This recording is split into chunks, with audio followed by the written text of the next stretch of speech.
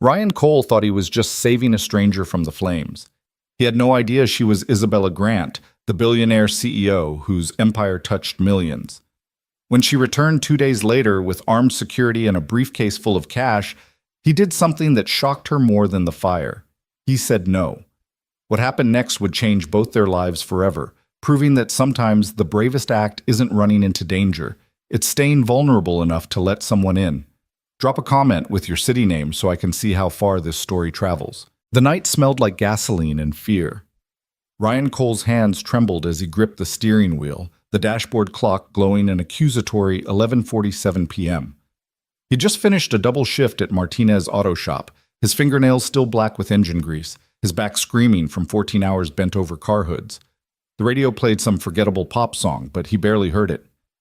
His mind was already home, imagining Liam asleep in his Iron Man pajamas, Mrs. Chen from next door probably dozing on the couch, with her knitting needles still in her hands. Being a single dad meant living in a constant state of low-grade panic. Every minute away from his 8-year-old son felt like tempting fate. Every extra shift was necessary, but terrifying. What if Liam woke up scared? What if there was an emergency? What if? Ryan turned onto Maple Street, his neighborhood of modest ranch houses and chain-link fences, and that's when he saw it. Orange light danced across the sky like some terrible aurora. Smoke billowed thick and black, visible even in the darkness, rising from somewhere near the intersection of Maple and 3rd. Ryan's foot instinctively pressed harder on the accelerator. His street. It was his street. "Please, not my house," he whispered, knuckles white. "Please, God, not my house."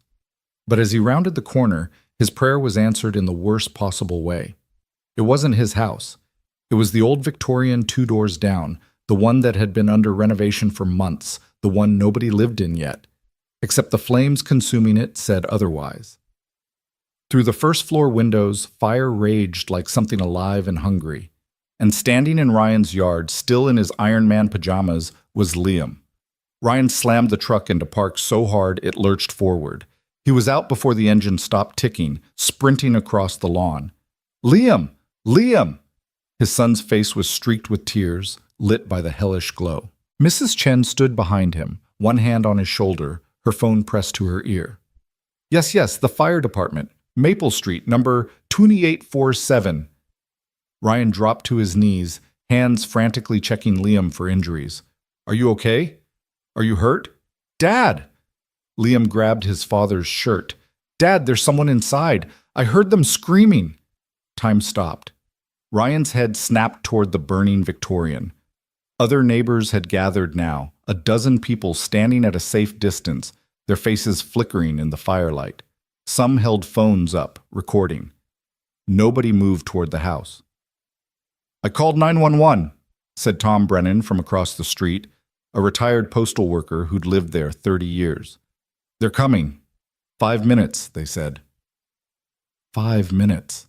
Ryan stared at the inferno. The entire first floor was engulfed, flames licking out of broken windows, eating the old wooden siding like paper. Black smoke poured from the roof. The heat was intense even from 20 feet away. 5 minutes was forever when you were burning alive. "Did you hear that?" Mrs. Chen's voice cracked. "Did you hear someone scream?" Everyone stood frozen, the terrible calculus playing out in their silence. The house was gone. Anyone inside was probably already dead. Going in there was suicide. The fire department was coming. Let the professionals handle it. Ryan looked at his son.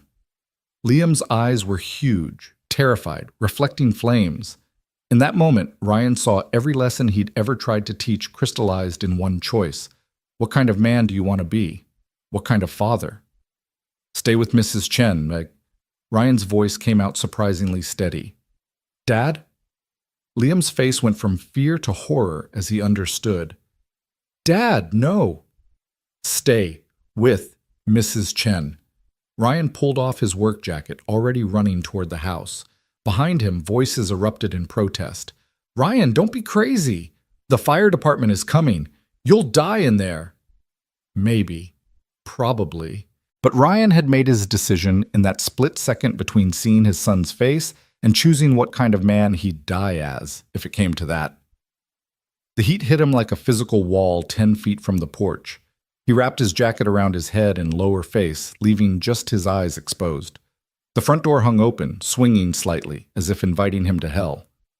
Through the gap he could see the interior, a nightmare of orange and black, the wallpaper curling and burning, the old hardwood floor buckling. Someone screamed. It was real. Faint, choked, but real. Ryan took one last breath of cool night air and plunged into the fire. The world became instant, searing pain. The heat wasn't just hot, it was angry, aggressive, attacking every exposed inch of skin. His eyes watered immediately, tears evaporating almost as fast as they formed. The smoke was thick as tar, turning everything into a hellish fog. He couldn't see more than 3 feet in any direction. "Hello!" His shout was immediately swallowed by the roar of burning wood. "Can you hear me?" Another scream, to his right.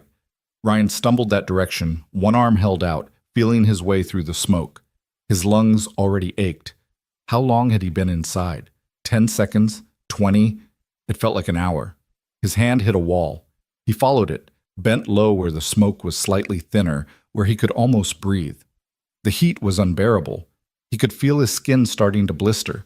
Through gaps in the smoke, he caught glimpses of destruction, furniture ablaze, curtains transformed into sheets of fire, family photos burning in their frames on walls that would soon collapse. Then he saw her. She was crumpled at the base of the stairs, maybe 15 feet away, as if she'd been trying to descend when the smoke overwhelmed her. A woman, 30s or 40s, dressed in what looked like business clothes now stained with soot.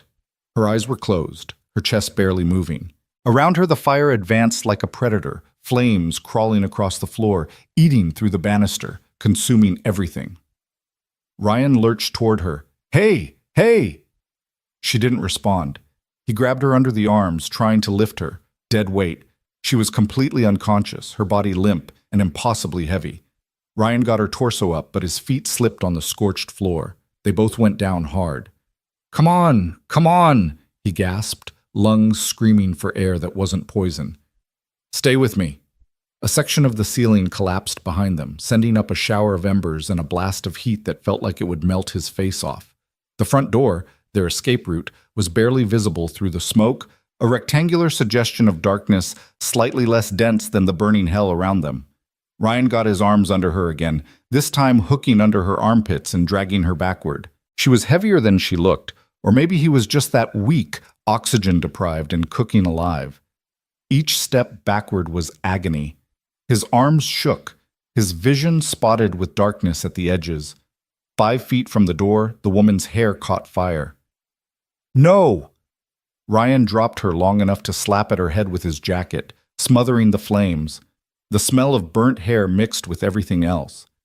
He got his arms around her again, tears streaming down his face now, though whether from smoke or fear or pain, he couldn't tell. 3 feet, 2 feet. He could see people outside now, shadows running around, yelling. Mrs. Chen had her arms wrapped around Liam, holding him back. His son was screaming something Ryan couldn't hear over the roar.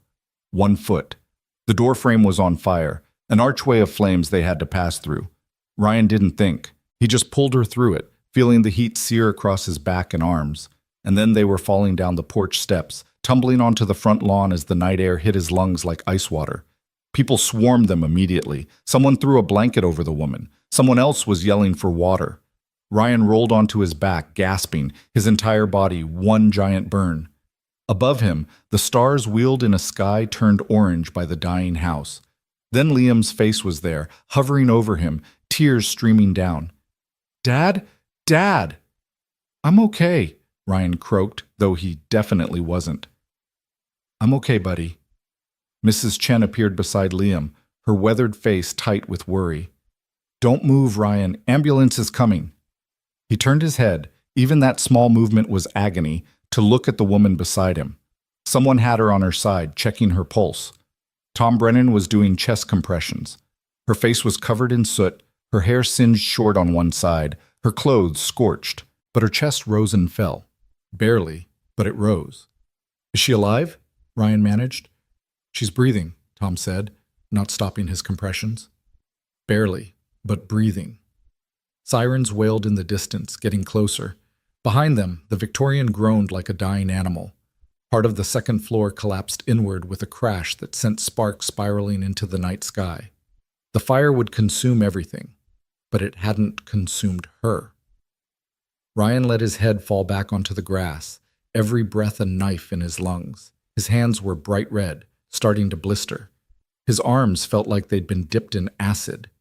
But he was alive. She was alive. Why? Liam's voice was tiny, broken. Why did you go in there?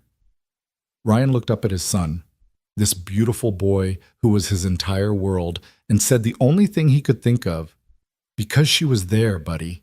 Because she was there and I could help. It wasn't poetic. It wasn't even particularly smart. But it was the truth. The ambulance arrived in a screech of brakes and flashing lights. Paramedics swarmed the scene, one team going to the woman, another to Ryan. Someone put an oxygen mask over his face. Someone else was cutting his shirt away, examining the burns. Their voices were professional, calm, discussing treatments and hospitals and degrees of injury. Ryan barely heard them. He was watching the other team work on the woman, seeing them load her onto a gurney, seeing the oxygen mask go over her face. Just before they lifted her into the ambulance, her eyes fluttered open. For just a second, maybe less, her gaze found his across the lawn. Her lips moved behind the oxygen mask. He couldn't hear what she said. Then they had her in the ambulance and the doors were closing and she was gone, sirens wailing as they rushed her to Mercy Hospital. The fire trucks had arrived, firefighters now attacking the blaze with massive hoses, but everyone knew the Victorian was lost. The best they could do was keep it from spreading to the neighbors' houses.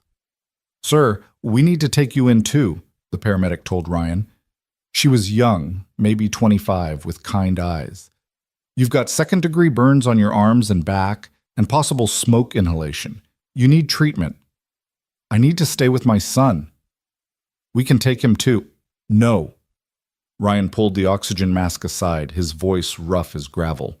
"No hospitals for him. He doesn't need to see that. Mrs. Chen, can you—" "Of course," the old woman said immediately, her hand on Liam's shoulder. "I'll take him home, make him some tea, stay until you get back." "Dad, I want to go with you." Liam's face was desperate, still terrified. Ryan reached out with one burned hand, ignoring the paramedic's protest, and touched his son's cheek. "I need you to be brave for me, okay? Mrs. Chen will take care of you. I'll be back before breakfast. I promise." "You promised you'd always come home," Liam whispered. "You almost didn't." The words hit harder than the burns. Ryan pulled his son into a careful hug, feeling the small body shake with sobs against his chest. "But I did come home. And I always will. Always, Liam. That's a promise I'll never break." They loaded Ryan into the ambulance finally, Liam watching from Mrs. Chen's arms, the burning house casting everything in hellish light. As the doors closed, Ryan saw his son's face. Scared, proud, confused, angry, loving, all at once. He saw the neighbors standing in clusters, phones still out, probably already posting to social media. He saw the firefighters battling the blaze. He saw the spot on the lawn where the woman had lain, where he'd dragged her from death. Who was she? Why had she been in an abandoned renovation? Would she survive? The ambulance pulled away, and Ryan closed his eyes against the pain, against the adrenaline crash beginning to hit, against everything. He'd gone to work that morning as a single dad mechanic trying to keep his head above water. He'd come home a hero, though he didn't feel like one. He felt like an idiot who'd almost orphaned his son for a stranger. But when he closed his eyes, he saw her face behind the oxygen mask. He saw her lips moving, and he knew, somehow, that this night wasn't over. That saving her life was just the beginning of something he couldn't yet understand. At Mercy Hospital, they treated his burns, gave him IV fluids for smoke inhalation, pumped him full of pain medication that made the world soft and fuzzy at the edges. The attending physician, Dr. Rashid, her name tag said, told him he was lucky. Second-degree burns, yes, but no third-degree. Lung damage, but not permanent. He'd hurt like hell for weeks, but he'd recover completely. "What about the woman?" Ryan asked through the haze of medication. "The one from the fire?" Dr. Rashid's expression shifted slightly. "I can't discuss other patients. Is she alive?" A pause.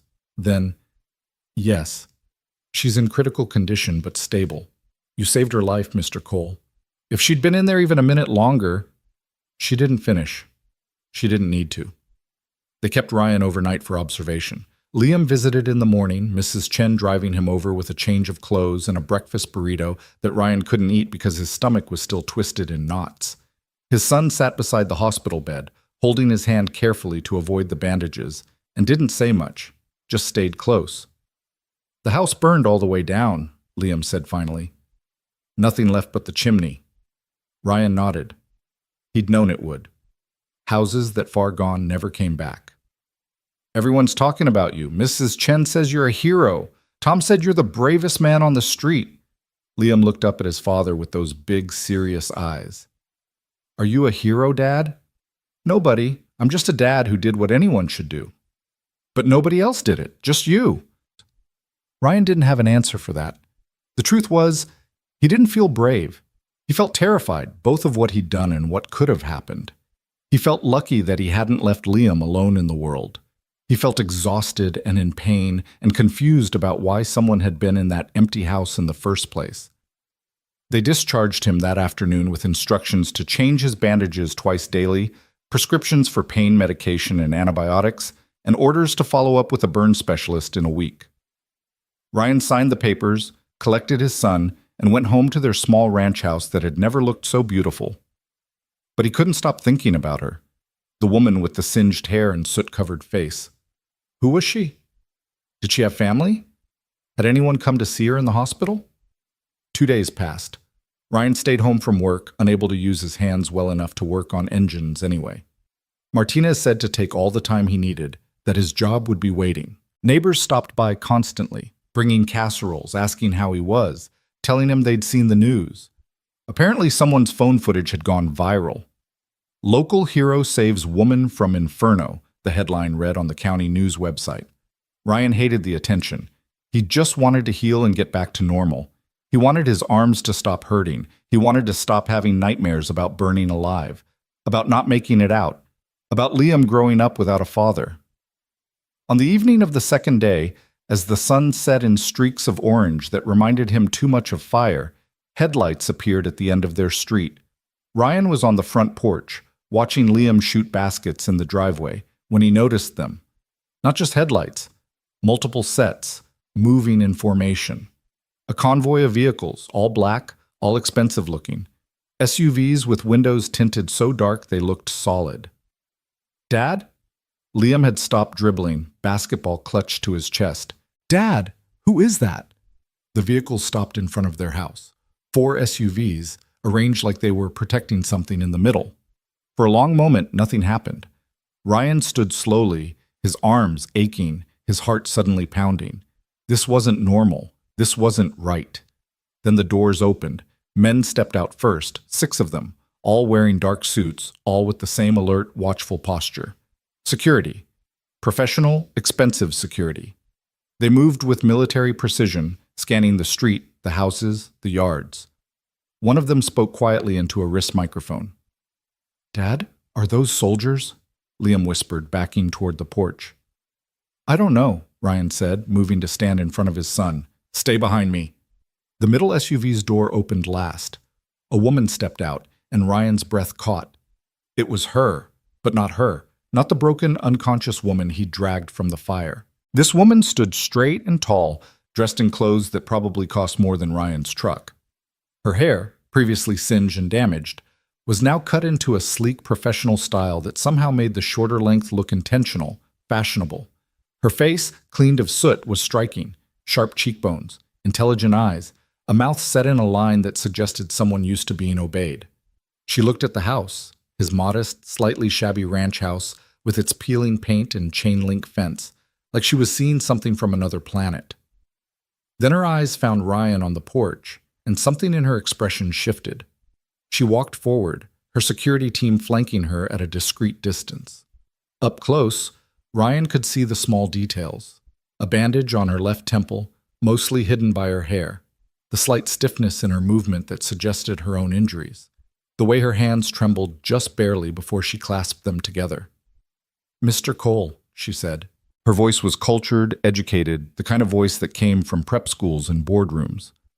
My name is Isabella Grant. The name hung in the air between them. Ryan knew he should recognize it, that it meant something, but his mind was blank with shock and confusion. Liam, however, gasped. Isabella Grant? From Grant Dynamics? You're that Isabella Grant? The woman's lips quirked into an almost smile. Yes, that Isabella Grant. Ryan looked at his son, then back at the woman. I'm sorry, I don't... Grant Dynamics, Isabella said. We're a technology conglomerate, fire suppression systems, among other things. We're rather large. Rather large, Ryan would learn later, was like calling the ocean rather wet. Grant Dynamics was a multi-billion-dollar empire. Isabella Grant herself was one of the wealthiest women in the country, a self-made billionaire who'd built her company from nothing. Her face was regularly on magazine covers.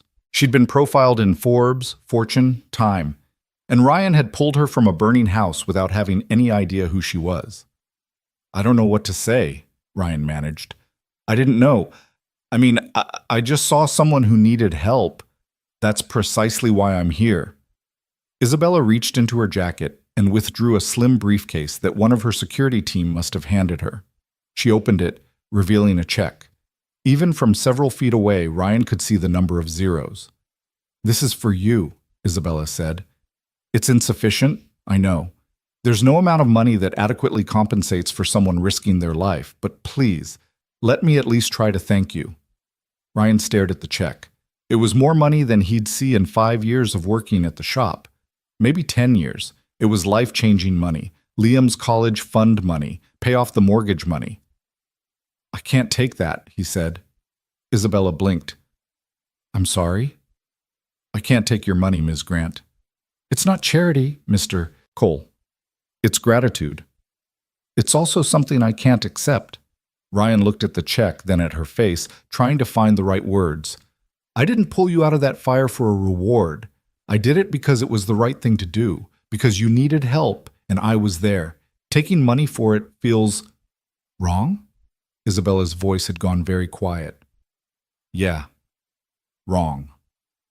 For a long moment, she just looked at him. Her security team shifted uncomfortably. Even Liam seemed to be holding his breath. Finally, Isabella closed the briefcase and handed it back without looking. Then tell me what you do need, Mr. Cole. She spread her hand slightly, a gesture that seemed vulnerable despite being surrounded by armed guards. You ran into a burning house for a stranger. You nearly died saving my life. I can't just ignore that. I can't walk away and pretend it didn't matter. So please, tell me what you need.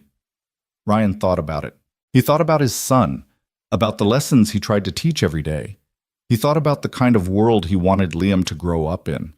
And he thought about this woman standing in his yard, surrounded by power and wealth, asking what she could do for a mechanic who'd made the simplest choice in the world. My son doesn't need money, Ryan said finally. He needs to see that kindness still matters, that people still help each other without expecting something in return, that being decent is its own reward.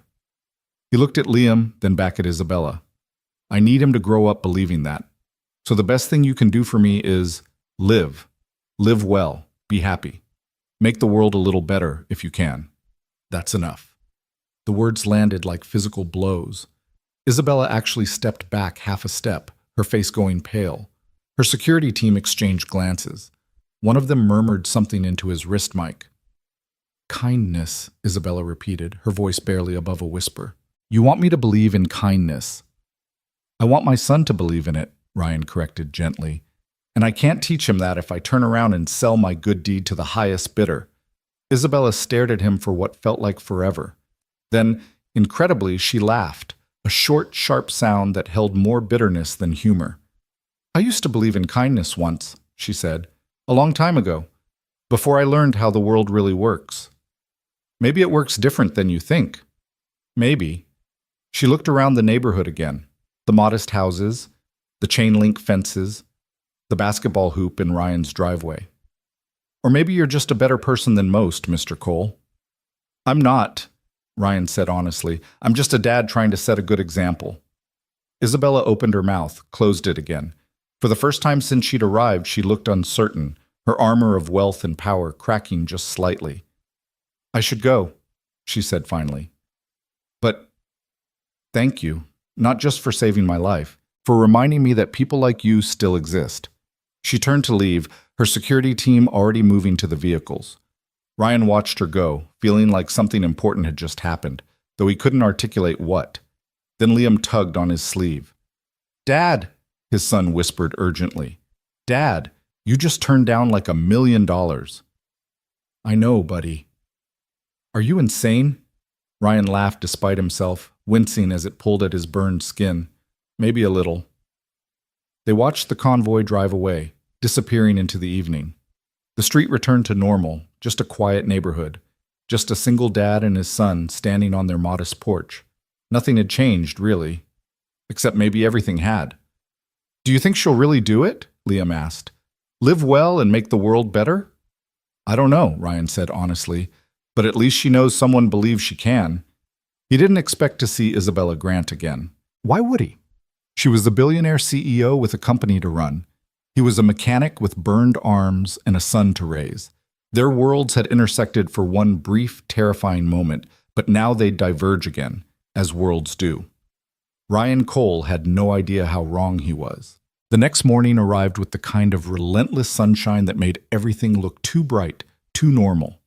Ryan stood at the bathroom mirror, carefully changing the bandages on his arms while Liam ate cereal at the kitchen table. The burns were healing, pink and angry, but healing. The physical pain was manageable with the medication Dr. Rashid had prescribed.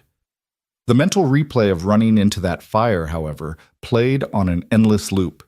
He'd just finished wrapping fresh gauze around his left forearm when his phone rang. Unknown number. Ryan almost didn't answer, probably another reporter wanting to interview the local hero, but something made him pick up. Mr. Cole? A woman's voice, professional and crisp. This is Sarah Chen, executive assistant to Isabella Grant. Ms. Grant would like to speak with you. Would you be available for a call this afternoon? Ryan glanced at his reflection, at his work shirt hanging on the back of the door, at the normal life he'd been trying to return to. I don't think she's quite insistent, sir. It's regarding a matter of some importance. There was something in the woman's tone that suggested refusing wasn't really an option. Ryan sighed. Fine. What time? 2:00. She'll call this number directly. The line went dead before Ryan could respond. He stood there holding the phone, feeling like he'd just agreed to something he didn't fully understand. Through the doorway, he could see Liam hunched over his homework at the kitchen table, pencil moving slowly across the page. Normal. Everything was supposed to be normal now. At exactly 2:00, the phone rang again. Mr. Cole! Isabella Grant's voice was different than it had been in his yard, less formal, more urgent. I need to ask you something, and I need you to be completely honest with me. Okay, Ryan said slowly, settling onto the front porch where Liam wouldn't hear. Why were you really at that house, the Victorian on Maple Street? Why were you there that night? The question caught him off guard. I wasn't at the house. I was driving home from work when I saw the fire. You weren't there earlier? You didn't see anyone else? No, Miss Grant, what's going on? A long pause. Then, the fire wasn't an accident. The investigators found evidence of arson.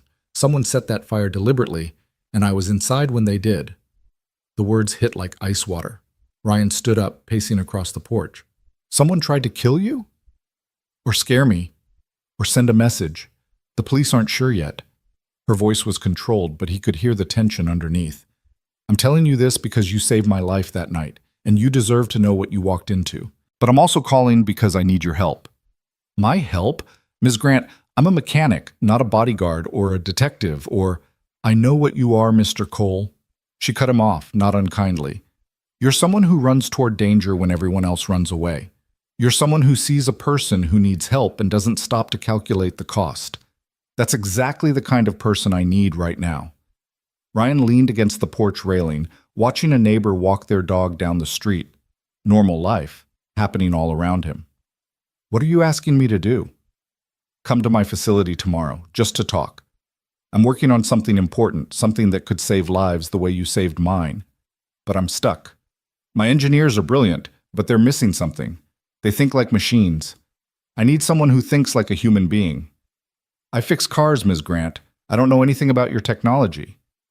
You knew enough to save my life when millions of dollars of equipment couldn't. Please, Mr. Cole, just one conversation. If you think I'm wasting your time, I'll never bother you again. Ryan closed his eyes, feeling the trap closing around him even as he knew he was going to say yes. One conversation. That's all I'm asking. I'll send a car tomorrow at 9. I can drive myself. Your hands are still healing. Let me at least do this much. Before he could argue, she added, And Mr. Cole? Thank you. For the second time, thank you. She hung up. Ryan stood on the porch, phone in hand, wondering what he'd just agreed to. Inside, Liam called out asking if he wanted to play basketball. Normal life, still there, still waiting, but something had shifted, some invisible line had been crossed, and Ryan couldn't quite convince himself that everything was going to be okay. The car that arrived at 8:50 the next morning was not subtle. It was a black Mercedes with tinted windows, driven by a man in a suit who introduced himself as Marcus and said almost nothing else.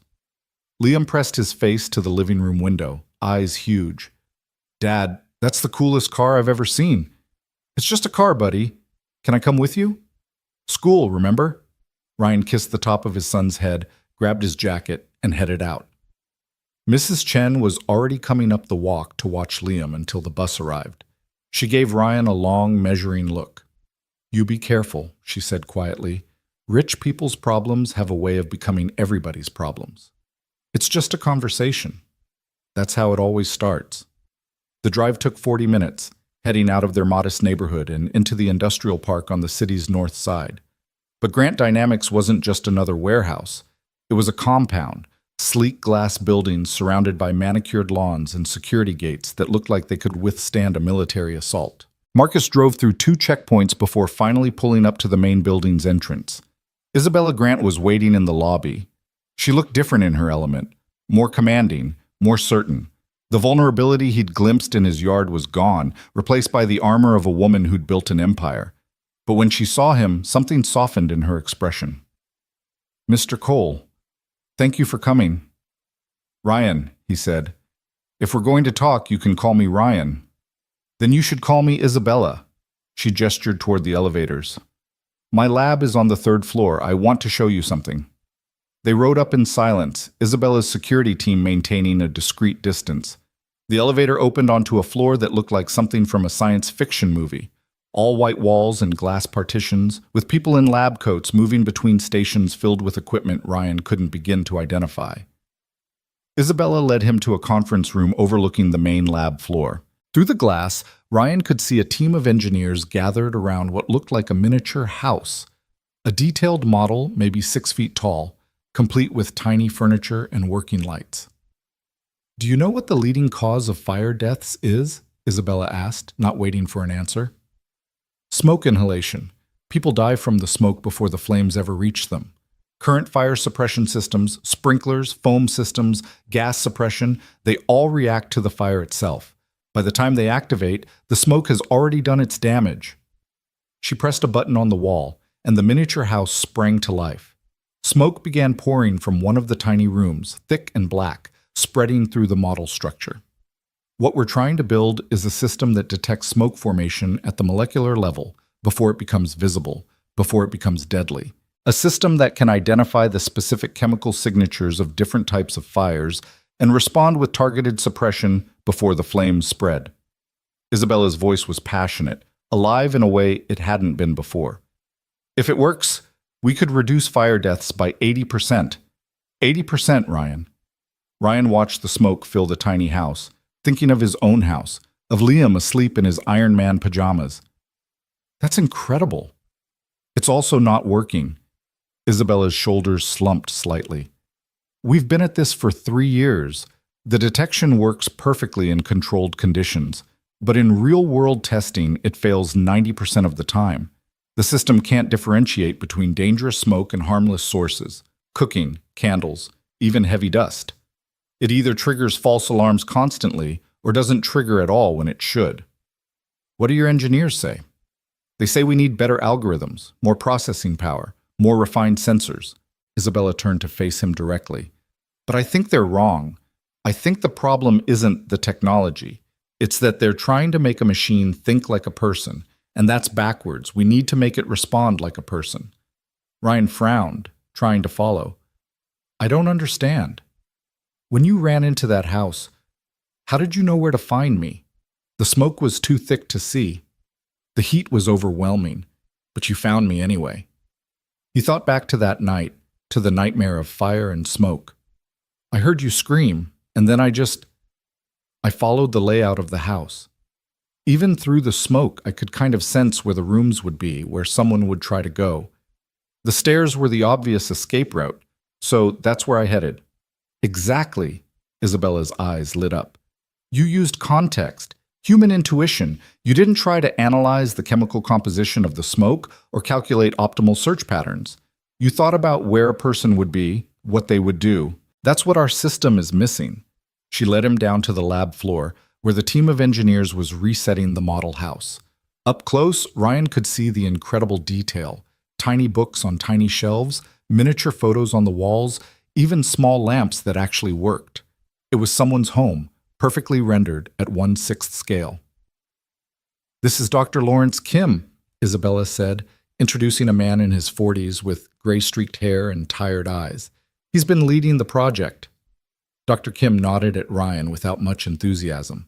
Miss Grant, I really don't think— Humor me, Isabella cut him off.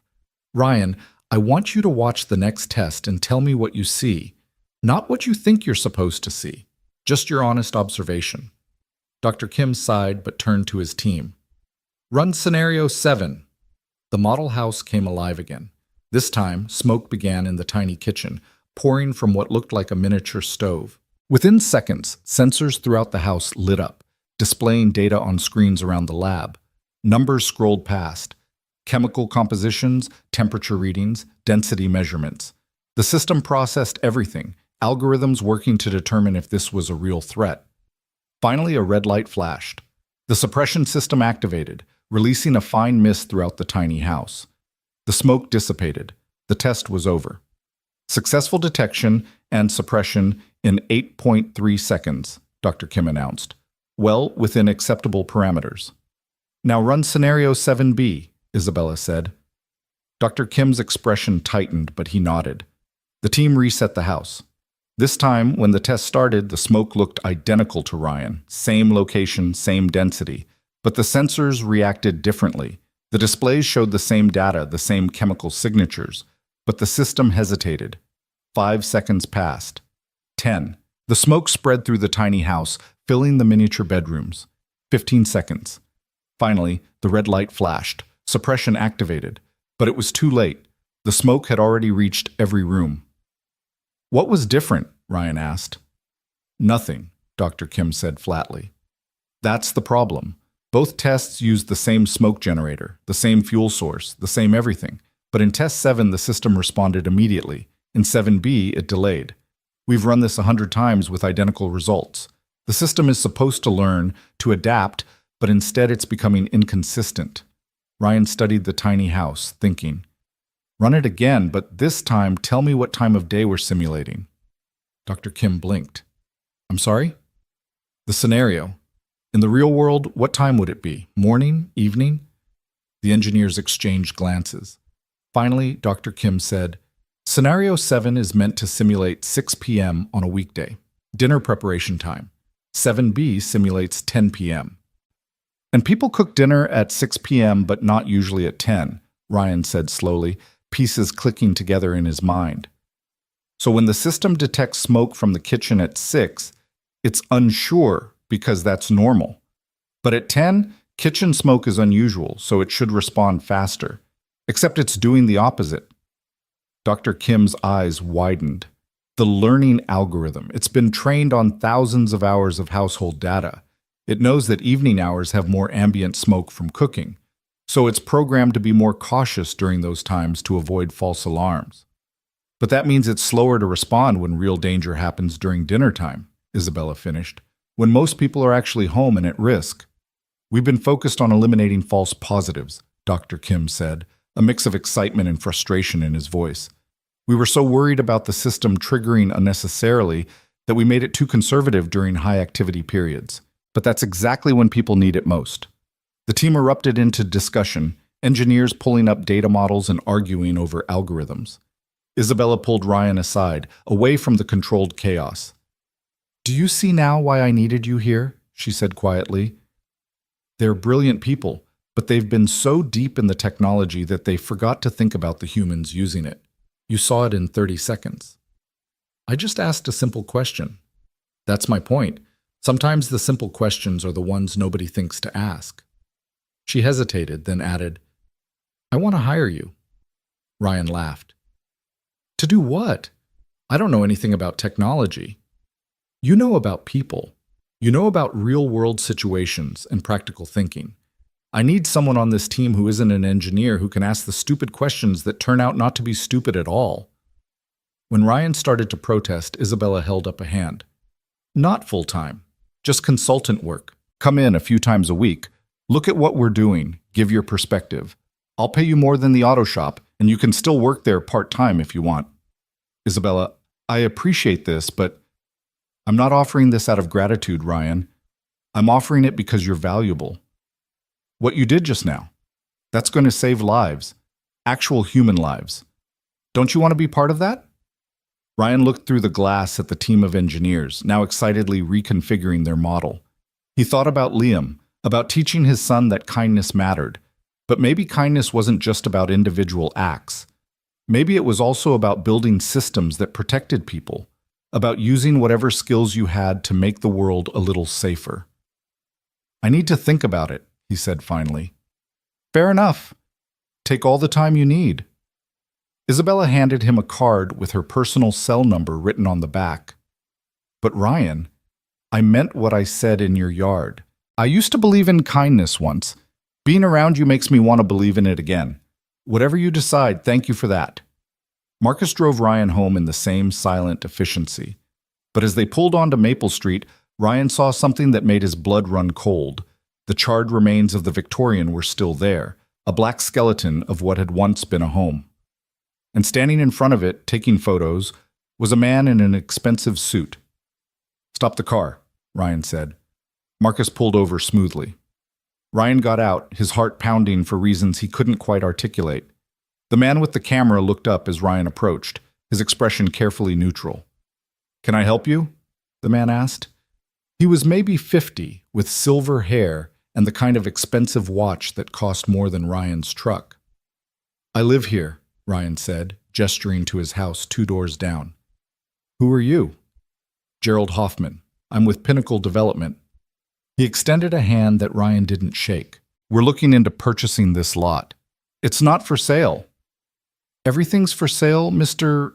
Cole." "And no, not everything is." Ryan crossed his arms, ignoring the pull on his healing burns. "That house burned down 3 days ago. Someone nearly died. You're already circling like a vulture?" Hoffman's smile didn't waver. "I understand you're upset. It was a terrible tragedy. But the property owner wants to sell, and we're interested in the location. Once the investigation concludes, we'll clear the remains and build something new, something better." "The investigation?" Ryan latched onto the word. "You mean into the arson?" For just a second, something flickered in Hoffman's eyes. "I'm sure I don't know what you mean. The fire marshal's report isn't complete yet. But you know it was arson. I know that properties in this neighborhood are undervalued, Mr. Cole, and I know that Pinnacle Development is prepared to make very generous offers to homeowners who want to sell." He pulled a card from his wallet. "If you're interested in discussing your own property, give me a call." Ryan took the card only to crush it in his fist. "I'm not interested, and I'm going to be watching this lot. If I see anyone trying to rush the investigation or intimidate the owner into selling, I'm going to make noise about it." Hoffman's pleasant expression finally cracked. "That would be unwise. These are complicated business matters. People who interfere sometimes find themselves facing complicated consequences." "Is that a threat?" "It's advice. From someone who knows how things work." Hoffman walked back to his Mercedes, not unlike the one that had driven Ryan that morning, and drove away without another word. Ryan stood in the street, his mind racing. It couldn't be coincidence. Isabella Grant nearly dying in a house fire, and now a development company rushing in to buy the property. But what was the connection? And why would anyone target a billionaire CEO in his neighborhood? His phone rang. Isabella. Ryan, where are you? Marcus said you got out on Maple Street. I'm home. Isabella, do you know a company called Pinnacle Development? A pause. Yes, they're one of our competitors. Why? One of their executives was just here at the burned house taking photos. He made it pretty clear they want to buy the property, and he wasn't happy when I questioned him about it. Gerald Hoffman. Isabella's voice had gone sharp. Silver hair, expensive suit, drives a black Mercedes. That's him. Get inside your house right now. Lock the doors. I'm sending security. Isabella, what's going on? Pinnacle isn't just a competitor. They've been trying to acquire Grant Dynamics for 2 years. When I refused to sell, they started playing dirty, industrial espionage, patent challenges, spreading rumors to damage our stock price. If Hoffman was at that house, she trailed off, then spoke to someone else. Yes, send a team to the Cole residence immediately. Full security detail. You think Pinnacle set that fire? Ryan asked, his stomach dropping. You think they tried to kill you? I think they'll do whatever it takes to force me out. And now they know you're connected to me. Ryan, please, just get inside and wait for my team. She hung up. Ryan stood frozen for a moment, processing everything. Then he ran for his house, taking the porch steps 2 at a time. Inside, Liam looked up from his homework with surprise. Dad? I thought you weren't coming home until… Pack a bag, Ryan said, his voice tight. Just essentials. We're leaving for a few days. What? Why? I'll explain in the car. Just trust me, Liam. Please. His son must have heard something in his voice because he didn't argue, just ran to his room and started throwing clothes into his backpack. Ryan did the same, his hands shaking as he grabbed their medications, Liam's inhaler, important documents. What had he done? He just wanted to save someone from a fire. Now he was fleeing his own home because billionaires and developers were playing dangerous games. A car pulled up outside, not Marcus this time, but a different vehicle. A dark SUV that looked identical to the ones that had accompanied Isabella to his house. 2 men got out, the same alert, professional demeanor as her security team. But then another car appeared, a black Mercedes. Gerald Hoffman stepped out, that same pleasant smile on his face. Ryan's blood turned to ice.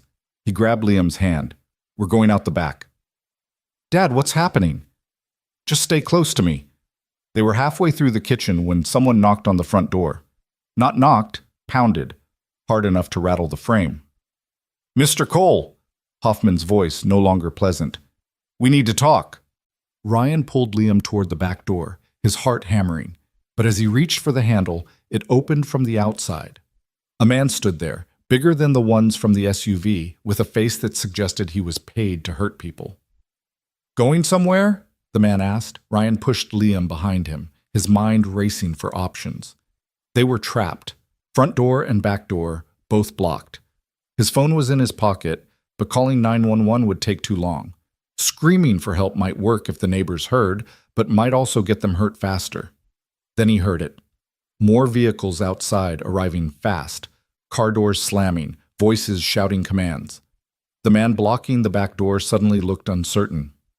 That would be my security team, said a voice from the front of the house. Isabella Grant walked into view, flanked by 4 guards in suits. And I've already called the police. They're 2 minutes out. Hoffman appeared behind her, his pleasant mask completely gone now. Miss Grant, what a surprise. Is it? Isabella's voice was cold steel. You tried to kill me 3 days ago. Did you really think I wouldn't figure it out? Did you think I wouldn't protect the man who saved my life? I have no idea what you're talking about. I'm simply here to discuss business with Mr. Cole.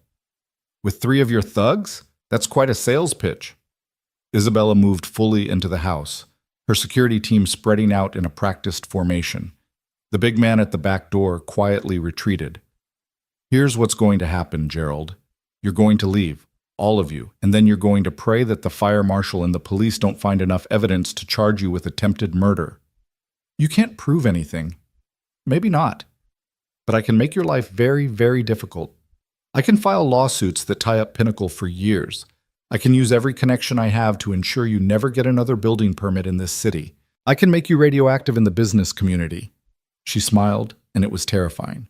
Or you can walk away right now and hope I decide the fight isn't worth my time. Your choice. Hoffman stared at her for a long moment. Then, without another word, he turned and walked out. His men followed. Through the front window, Ryan watched them drive away. The police arrived 90 seconds later, just as Isabella had predicted. Ryan gave a statement, told them about Hoffman's veiled threats, about seeing him at the burned house. The officers took notes, said they'd look into it, but Ryan could see the skepticism in their eyes. Rich people's problems, like Mrs. Chen had said. When they finally left, Isabella turned to Ryan and Liam. Her armor had cracked again, showing the frightened woman underneath. "I'm sorry," she said quietly. "I'm so sorry. I never meant to bring this to your door." "It's not your fault," Ryan said automatically. But even as he said it, he wondered if that was true. He'd chosen to run into that fire. He'd chosen to engage with Isabella afterward. Every choice had led here, to his son scared and confused, to men threatening them in their own home. "I want you to come stay at one of my properties," Isabella said. "Just until we know for sure that Hoffman and Pinnacle back off. It's secure, comfortable. Liam can still go to school. I'll have drivers take him. Please, let me keep you safe." Ryan wanted to refuse, wanted to insist they'd be fine, that he could protect his son himself. But looking at Liam's frightened face, at the windows where dangerous men had been minutes ago, he knew he'd be lying. "Okay," he said, "but just for a few days, until things settle down." Isabella nodded, relief visible on her face. "Thank you for trusting me." They packed quickly, gathering what they'd need for a short stay. As they loaded into one of Isabella's SUVs, Mrs. Chen came out of her house, her face creased with worry. "You be safe," she told Ryan, gripping his hand. "And you remember, you saved that woman's life. That's good karma. It'll protect you." "I hope you're right," Ryan said. The SUV pulled away from Maple Street, from the modest ranch house that Ryan had fought so hard to keep after his wife died. In the rearview mirror, he could see the charred skeleton of the Victorian, a reminder of how quickly everything could burn. Beside him, Liam sat quietly, his backpack clutched on his lap. "Dad, are we in danger?" Ryan wanted to lie, to comfort him, but he'd always promised his son the truth. "I don't know, buddy, but we're going to be smart, and we're going to stay close to people who can help us, and we're going to be okay." "Because of the woman you saved?" "Yeah, because of her." Liam processed this, then asked the question Ryan had been dreading. "Do you wish you hadn't saved her? Would things be easier if you'd just stayed in the truck that night?" Ryan looked out the window, at the city passing by, at the normal people living their normal lives. He thought about the choice he'd made, running into that fire, and all the consequences that had followed. The burns on his arms, the attention, the job offer, the threats, everything that had spiraled out from that one decision. "No," he said finally. "I don't wish that. She's a person, Liam. Her life matters. And yeah, things are complicated now, but that doesn't mean saving her was wrong.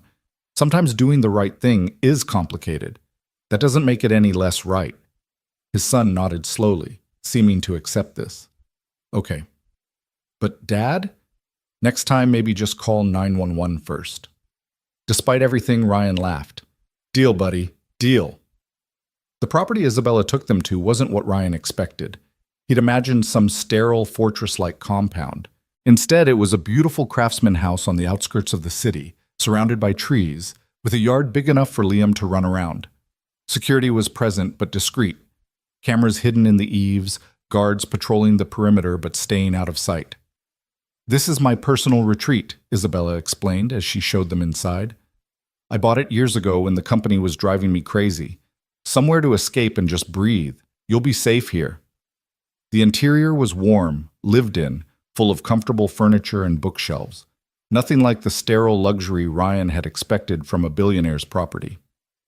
In the kitchen, there was even a coffee mug sitting by the sink with a tea stain inside, as if Isabella had been here recently and forgotten to clean up. "There are 3 bedrooms upstairs," Isabella continued. "Take whichever you want. The fridge is stocked. Internet password is on the router. Make yourselves at home." "You're not staying?" Ryan asked. "I have to get back to the office, deal with the fallout from Hoffman's little visit.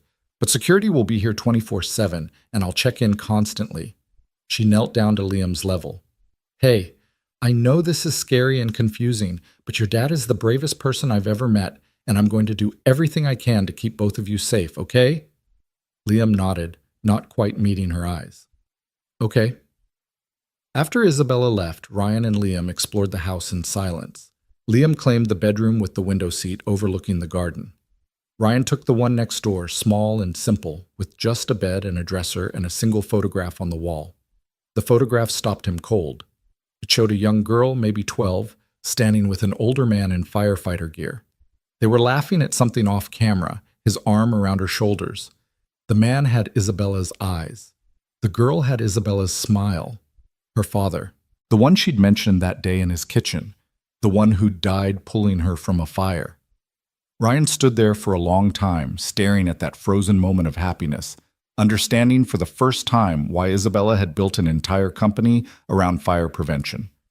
She wasn't trying to control what couldn't be controlled, like she'd said. She was trying to save everyone else's fathers, everyone else's daughters.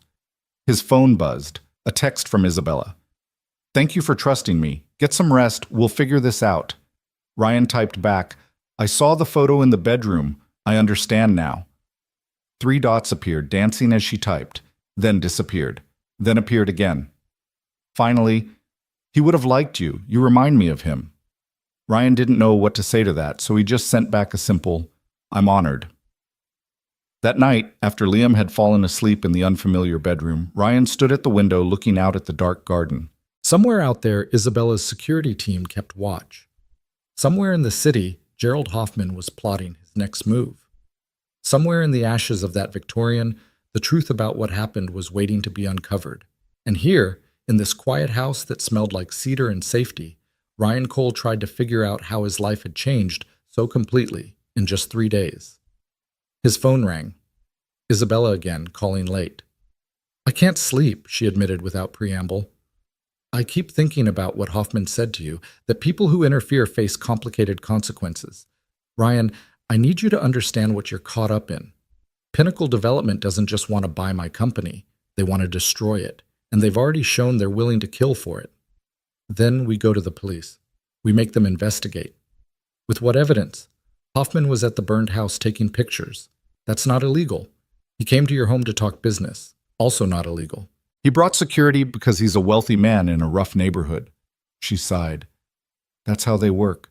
Everything legal, everything defensible, until suddenly someone's dead and it looks like an accident. So what do? We be smarter than them. We finish Project Phoenix, the fire detection system.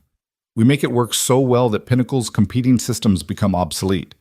We win in the market, not in the shadows. She paused. And we keep you and Liam safe while we do it, which means I need to ask you something, and I need you to really think about your answer. What? Work with me. Not as a consultant, as a partner. Help me finish this project, and I'll give you equity in the technology. If it works, when it works, you'll have enough money to never worry again. Liam's college fund, your mortgage, everything. You'll be set. Isabella, I told you, this isn't about the money. Not really. It's about building something that matters. You asked me to make the world a little better. Let me do it. Let us do it together. Her voice dropped. Please, Ryan. I can't explain it, but I feel like you being in that fire wasn't an accident. Like you were supposed to save me so we could do this. Does that sound crazy? Maybe, Ryan admitted, but I'm starting to think crazy is relative. He heard her laugh softly on the other end. Get some sleep. We'll talk more tomorrow. And Ryan, thank you for everything. After she hung up, Ryan checked on Liam one more time, watching his son sleep peacefully in the unfamiliar bed. 8 years old, and already being pulled into a world of billionaires and corporate warfare and threats in the night, but also being pulled into a world where ordinary people could build extraordinary things, where a mechanic could help save lives, where kindness could change everything. Ryan thought about the choice ahead of him. Go back to the auto shop and hope Hoffman and Pinnacle forgot about them, or step forward into whatever Isabella was offering with all its danger and promise. He thought about his wife, gone 3 years now, and what she would have said. She'd always been the brave one, the dreamer. She'd have told him to take the leap. He thought about Liam and what lessons this would teach him. That you run from danger. or that you face it when the stakes are worth it.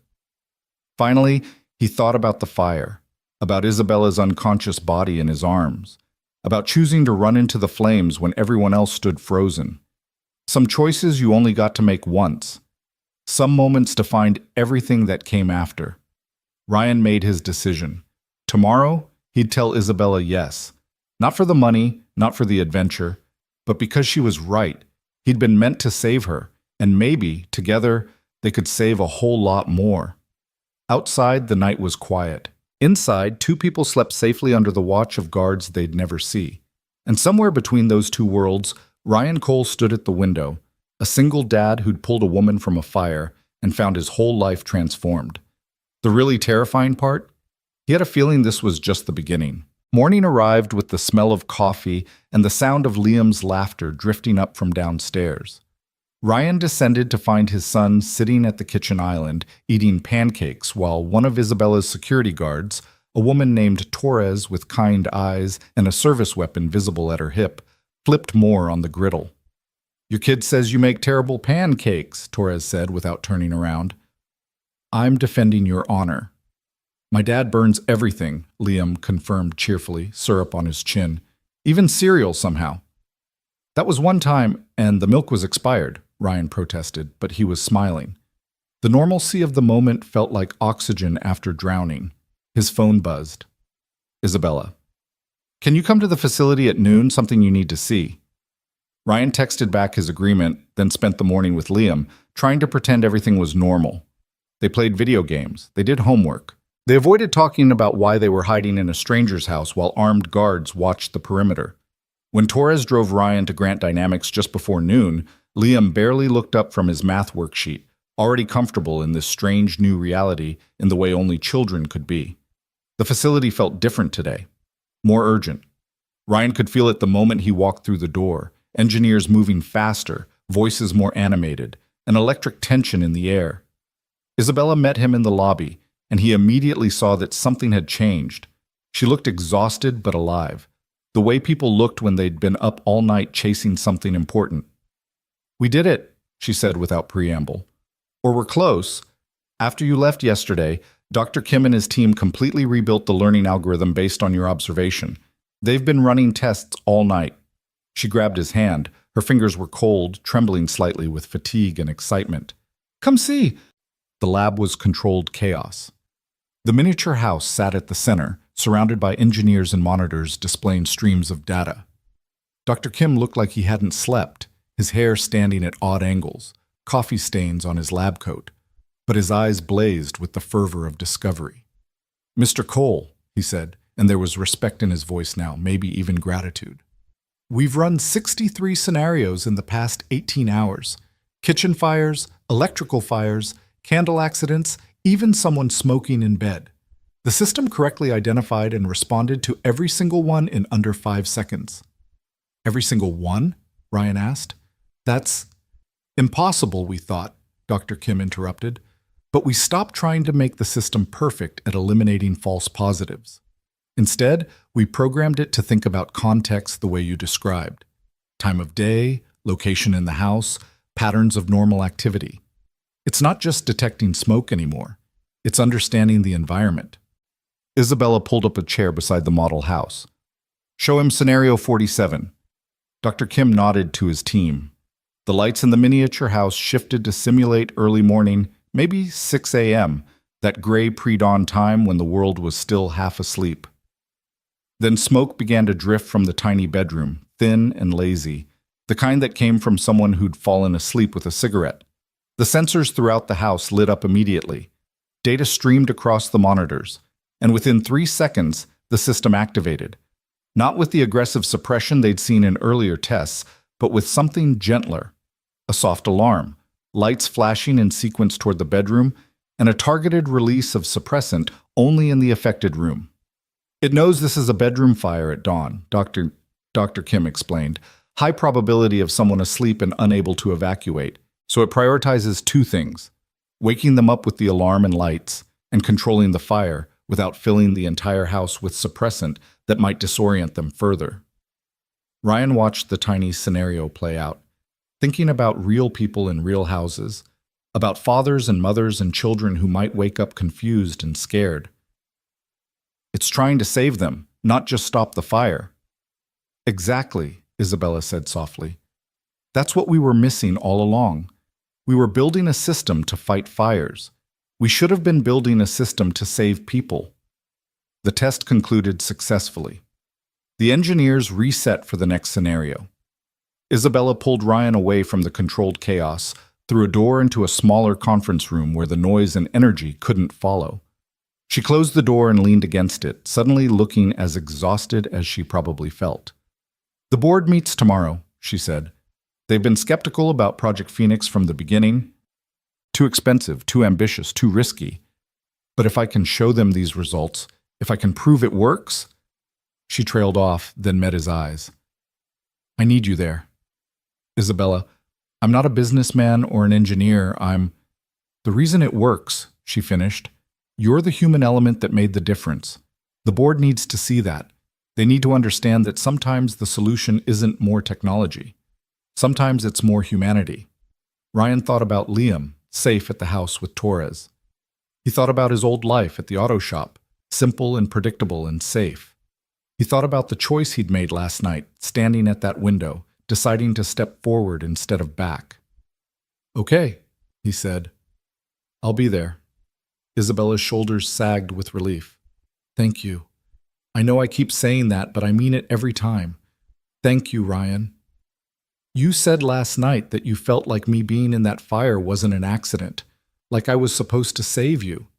Ryan leaned against the conference table. I've been thinking about that. About your father. Her expression shuddered immediately, walls going up. What about him? He died saving you from a fire, and you've spent your whole life building systems to prevent what happened to him from happening to others. But maybe, Ryan chose his words carefully, maybe it's not just about prevention. Maybe it's about making sure that when the worst happens, people like him, people who run toward danger, have the best chance of succeeding, of coming home. Isabella was quiet for a long moment.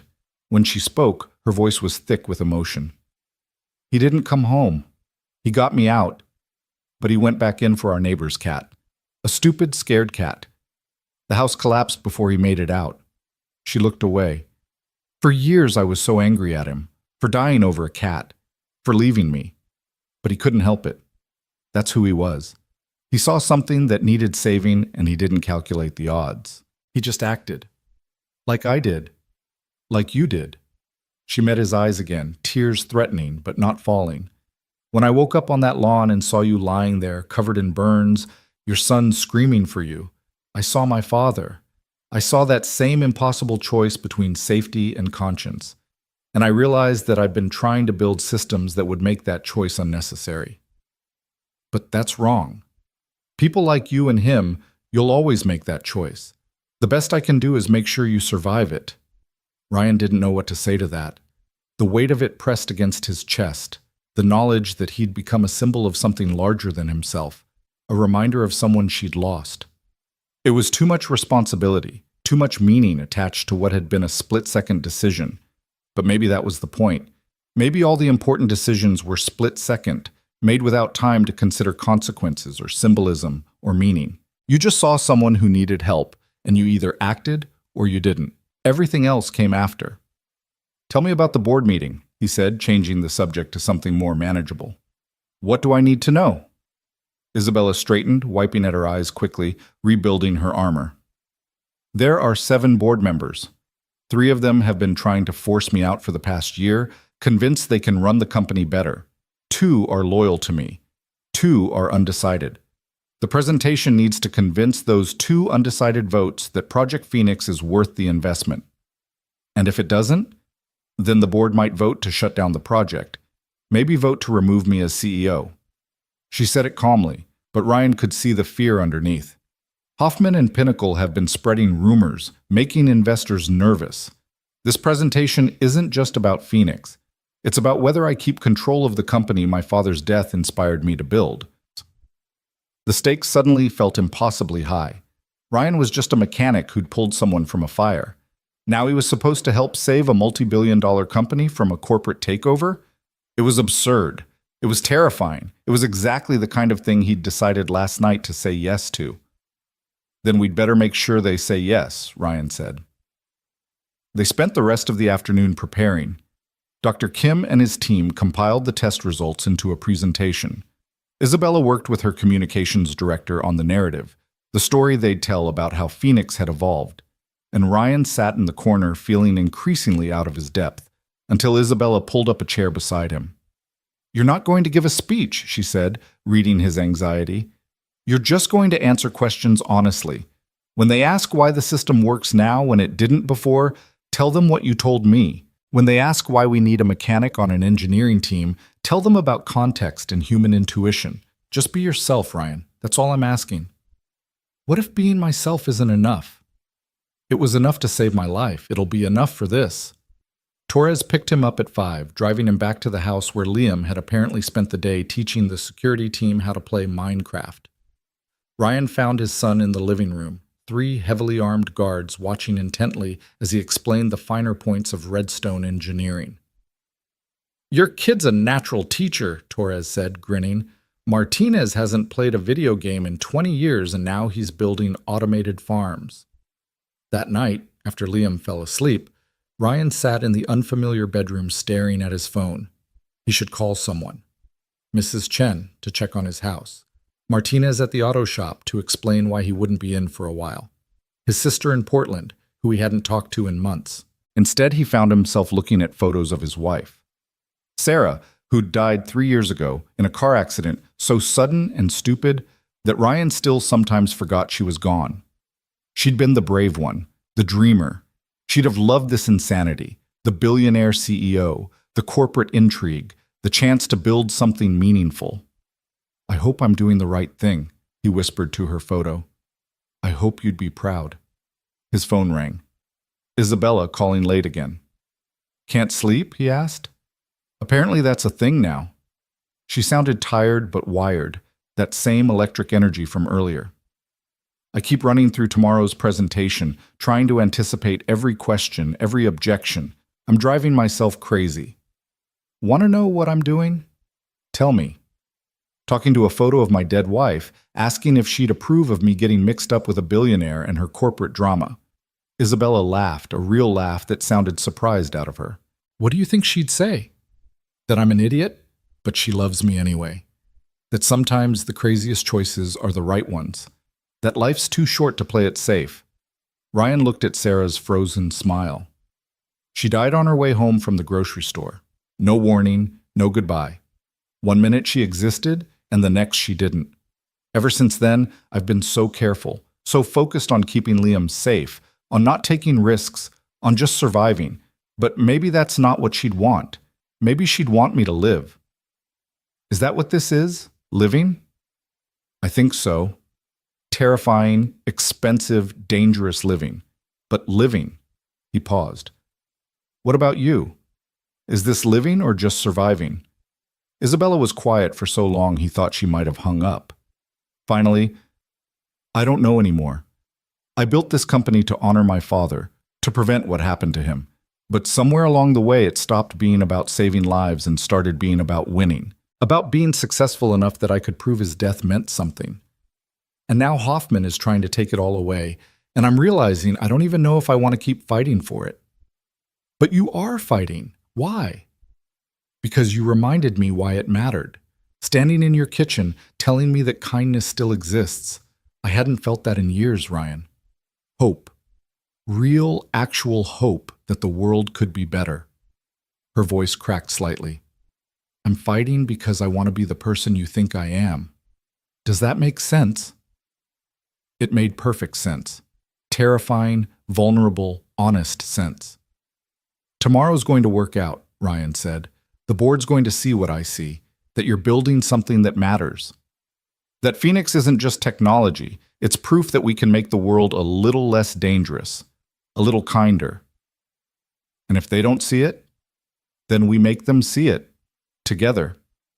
After they said goodnight, Ryan lay in the dark thinking about second chances. He'd gotten one when that fire hadn't killed him. Isabella had gotten one when he'd pulled her out. Maybe this whole crazy situation was about giving second chances to each other, the chance to be brave again, to believe again, to build something meaningful again. The board meeting was scheduled for 10 a.m. Torres drove Ryan and Isabella to Grant Dynamics headquarters, a gleaming tower downtown that made Ryan feel even more out of place in his button-down shirt and khakis. Isabella wore armor today, a severe black suit, her hair pulled back sharply, every inch the powerful CEO. But in the elevator up to the executive floor, she grabbed his hand and squeezed once, quickly, a gesture of fear and gratitude that reminded him she was still human under all that polish. The boardroom was exactly what Ryan expected, a long mahogany table, leather chairs, walls of windows overlooking the city. 7 people were already seated, ranging from a woman in her 70s with sharp, calculating eyes to a young man who couldn't be much over 30, probably a tech investor who'd bought his way onto the board. Isabella introduced Ryan to each of them, and he saw the skepticism immediately. These were people who dealt in billions, who made decisions that affected thousands of employees and millions of customers. And here was a mechanic in off-the-rack clothes, supposedly essential to their most ambitious project. "Shall we begin?" The elderly woman, Margaret Chen, board chairwoman, gestured to the presentation screen. "Ms. Grant, I understand you have an update on Project Phoenix." What followed was the most intense hour of Ryan's life. Isabella presented the test results with clinical precision, walking the board through the evolution of the system, the breakthrough that had come from reconsidering the human element. Dr. Kim joined via video conference to answer technical questions. The data was impressive, even Ryan could see that. Success rates in the high 90s, response times faster than any competing system, costs that would make mass production feasible. But the 3 hostile board members weren't convinced. "This is all very impressive in a laboratory," said one of them, a man named Barrows with silver hair and a smug expression. "But you've been promising results for 3 years, Ms. Grant. 3 years and hundreds of millions of dollars, something that works with human intuition." Mr. Cole's insight changed everything. Barrows turned to Ryan with barely concealed disdain. "Mr. Cole, no disrespect, but you're a mechanic. What possible insight could you offer to a team of engineers with advanced degrees?" Ryan felt his face flush, but Isabella's hand on his arm steadied him. This was what they'd prepared for. Just be honest, just be himself. "I'm a dad," Ryan said, "and when my son was learning to ride a bike, I could have explained the physics of balance and momentum and center of gravity. But that's not what helped him learn. What helped was me saying, if you start to fall, just pedal harder." Simple advice based on instinct, not calculation. That's what your engineers were missing. They were so focused on the physics that they forgot about the kid on the bike. The room was silent. Then Margaret Chen smiled slightly. "Interesting analogy, but can you give us something more concrete?" Ryan glanced at Isabella, who nodded encouragement. "Your system was trying to be perfect. 0 false alarms, 100% accuracy. But humans don't work that way. We're okay with being wrong sometimes if it means we're right when it really matters. A smoke detector that goes off because you burn toast is annoying, but you tolerate it because you know it'll save your life if there's a real fire. Your system needed to learn that same tolerance. Stop being afraid of being wrong and start prioritizing being right when lives are on the line." Another board member, a woman named Patricia Okonkwo, leaned forward. "That's essentially what you told the engineering team? To accept imperfection?" "I told them to stop thinking about fires and start thinking about people. A fire at 6 p.m. in the kitchen is probably dinner. A fire at 3 a.m. in the bedroom is definitely an emergency. Same smoke, different context, different response needed. The system wasn't accounting for how people actually live." Barrows scoffed. "We have data scientists who specialize in exactly that kind of analysis. The idea that they needed a mechanic to point out something so basic, they didn't need me to point it out," Ryan interrupted, surprising himself with his own firmness. "They knew all this intellectually, but sometimes you're so deep in the problem that you can't see the obvious answer.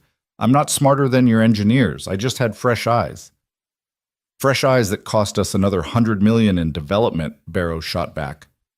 "Ms. Grant, this is exactly the problem. You're making emotional decisions instead of business decisions. You feel grateful to Mr. Cole for saving your life, understandably, but that gratitude is clouding your judgment.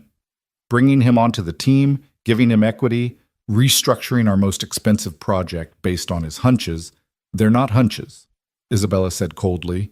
They're insights that have produced measurable results. The test data speaks for itself. The test data shows a short-term improvement in a controlled environment. We need long-term field testing, real-world applications, which will cost another year and another 100 million. Barrows looked around the table. I'm recommending we shut down Project Phoenix immediately and focus our resources on acquisitions. There are smaller companies with proven fire suppression technologies that we could buy for less than we've already spent on Phoenix. You mean like Pinnacle Development? Isabella's voice was ice. The room went very still. Barrows' expression didn't change, but something flickered in his eyes. I don't know what you're implying. I'm implying that Pinnacle has been trying to force me out so they can acquire Grant Dynamics. And I find it interesting that you're recommending we abandon our most innovative project right when it's showing real promise, almost like you have a vested interest in seeing it fail. That's a serious accusation, Margaret Chen said quietly. It's a serious situation, Isabella responded. Someone set fire to a house I was inspecting. Someone sent intimidation to Mr. Cole after he saved my life. And someone on this board has been leaking confidential project information to our competitors. So yes, Margaret, I'm making accusations, because I'm done pretending this is just normal business disagreement. The room erupted. Board members talking over each other, demanding proof, threatening lawsuits. Ryan sat frozen, watching the company implode around Isabella's declaration.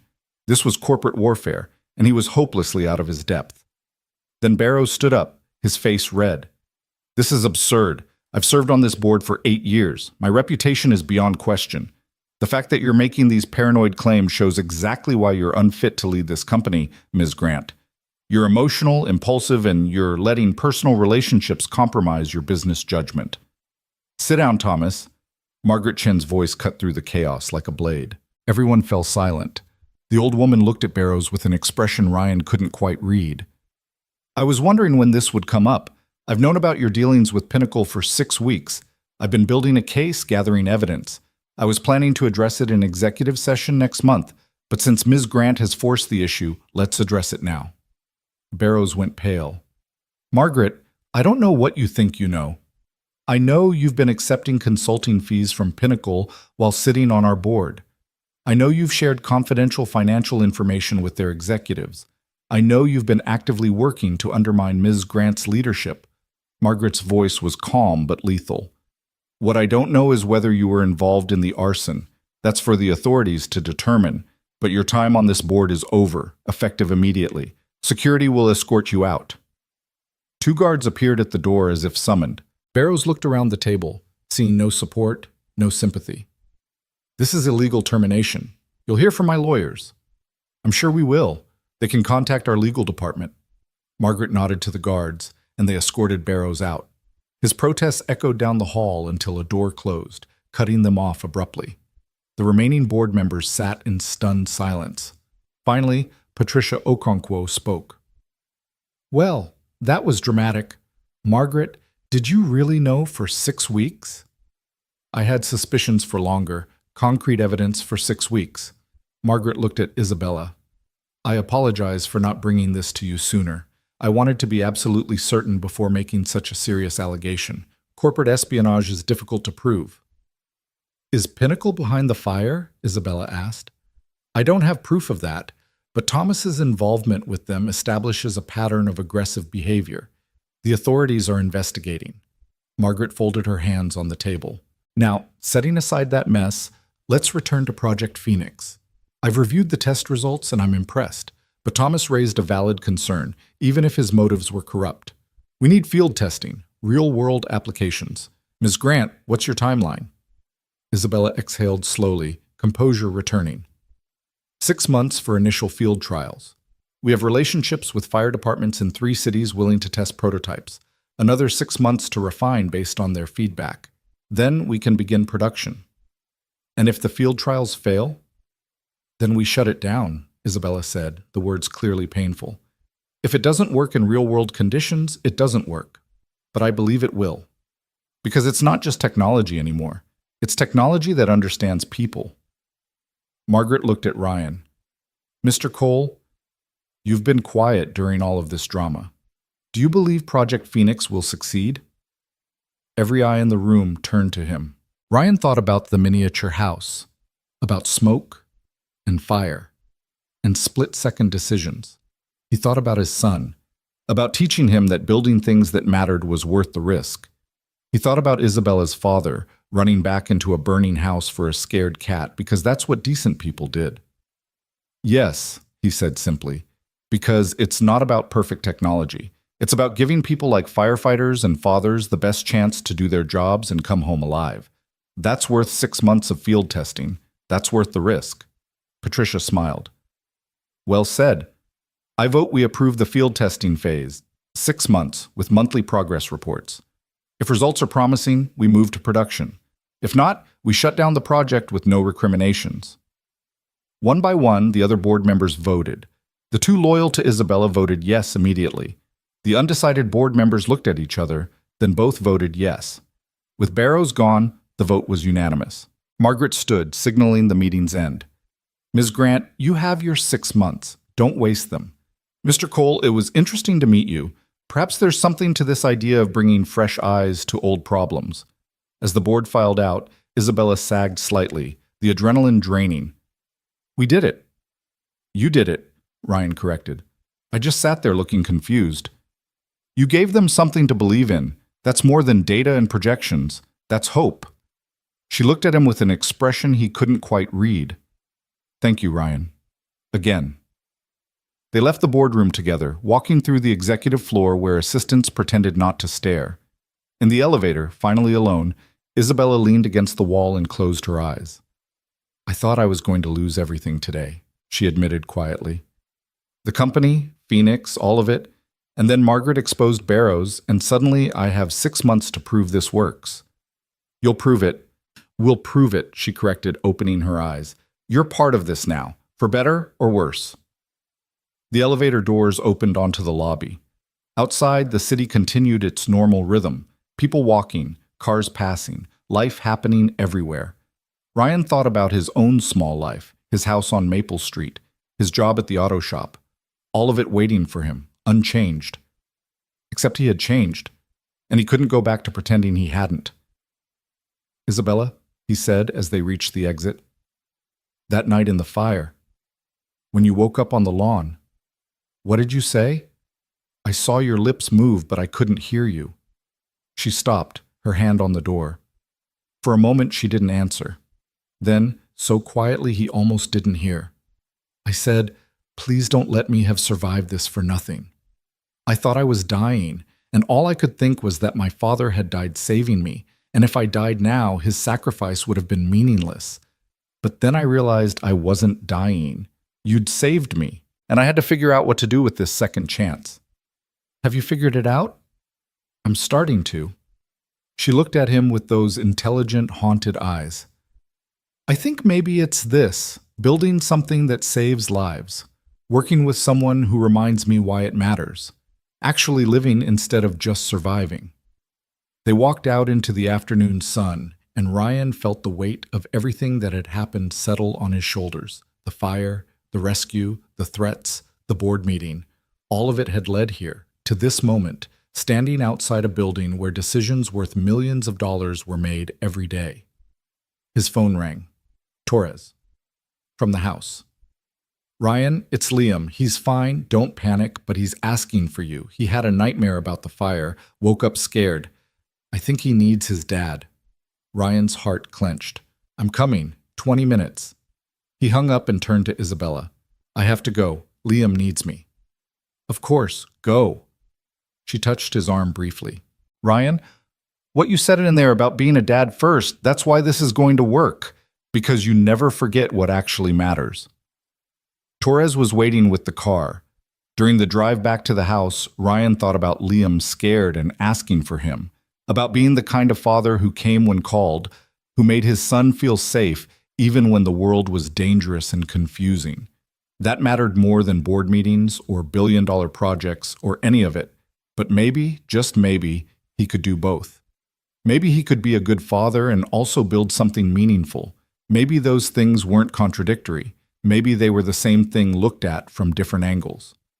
At the house, he found Liam curled up on the couch, pale and shaky. Ryan sat beside him and pulled him close, feeling the small body press against his side, seeking comfort and safety. "Tell me about the nightmare," Ryan said softly. "You were in the fire again. But this time you didn't come out. I kept waiting and waiting, but you never came out." Liam's voice was small, scared. "And I was alone." Ryan held him tighter. "I did come out, buddy. I came out and I'm right here. You're not alone.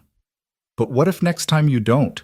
What if you help that lady with her project and something bad happens? What if Mr. Hoffman comes back?"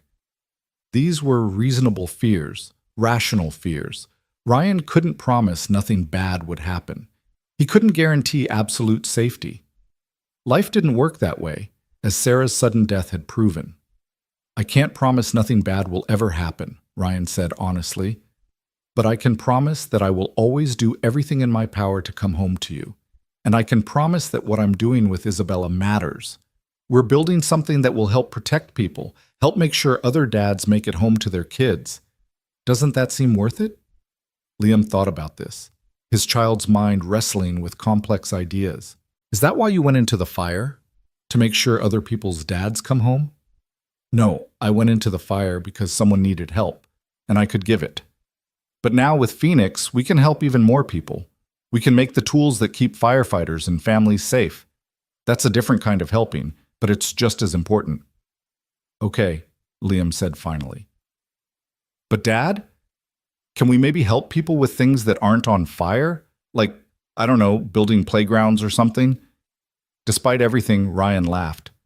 "Yeah, buddy. After this, we'll stick to helping with non-burning things. Promise." They sat together on the couch, father and son, while outside the guards patrolled and the world continued its complicated dance of danger and beauty. Ryan thought about the next 6 months, about field trials and refinements and proving Phoenix worked, about keeping his son safe while building something meaningful, about honoring Sarah's memory by actually living instead of just carefully surviving. His phone buzzed, a text from Isabella. "How's Liam?" "Better. Scared, but better. How are you?" "Terrified, hopeful, grateful. All of it at once. Get some rest, Ryan. 6 months starts tomorrow." 6 months to change everything. 6 months to prove that a mechanic's intuition could save lives. 6 months to show that sometimes the bravest thing wasn't running into fires. It was staying the course when everything got complicated and scary and real. Ryan looked down at his son, now drowsy against his shoulder, and made a silent promise to him and to Sarah and to himself. He would see this through. He would help Isabella build something meaningful. And he would make sure that Liam grew up seeing that his father was someone who kept his promises, who helped people, who made the world a little bit better. Even if it scared him. Even if it was hard. Especially because it was hard. Because that's what fathers did. That's what decent people did. They showed up. They did the work. They built things that mattered. And sometimes, if they were very lucky, they found themselves surrounded by people doing the same thing. The 6 months became a blur of early mornings and late nights, of Ryan splitting himself between two worlds that should have been impossible to bridge. 3 days a week, he worked at Grant Dynamics, sitting in on engineering meetings where people threw around terms like thermal imaging arrays and predictive algorithm modeling, while he tried to translate everything back into human terms. The other days, he returned to Martinez Auto Shop, his hands remembering the familiar weight of wrenches and the smell of engine oil, keeping himself grounded in the life he'd built before everything changed. Liam adapted with the resilience of children. They'd moved back to the house on Maple Street after 2 weeks, once the police confirmed that Barrows had been working alone and Pinnacle had backed off after the exposure. But things were different now. Security cameras watched their street. Torres still checked in daily. And sometimes Ryan would catch his son watching him with an expression that was too old, too knowing, the look of a child who'd learned that safety was always conditional. It was December now, 3 months into the field trials, and the results were better than anyone had dared hope.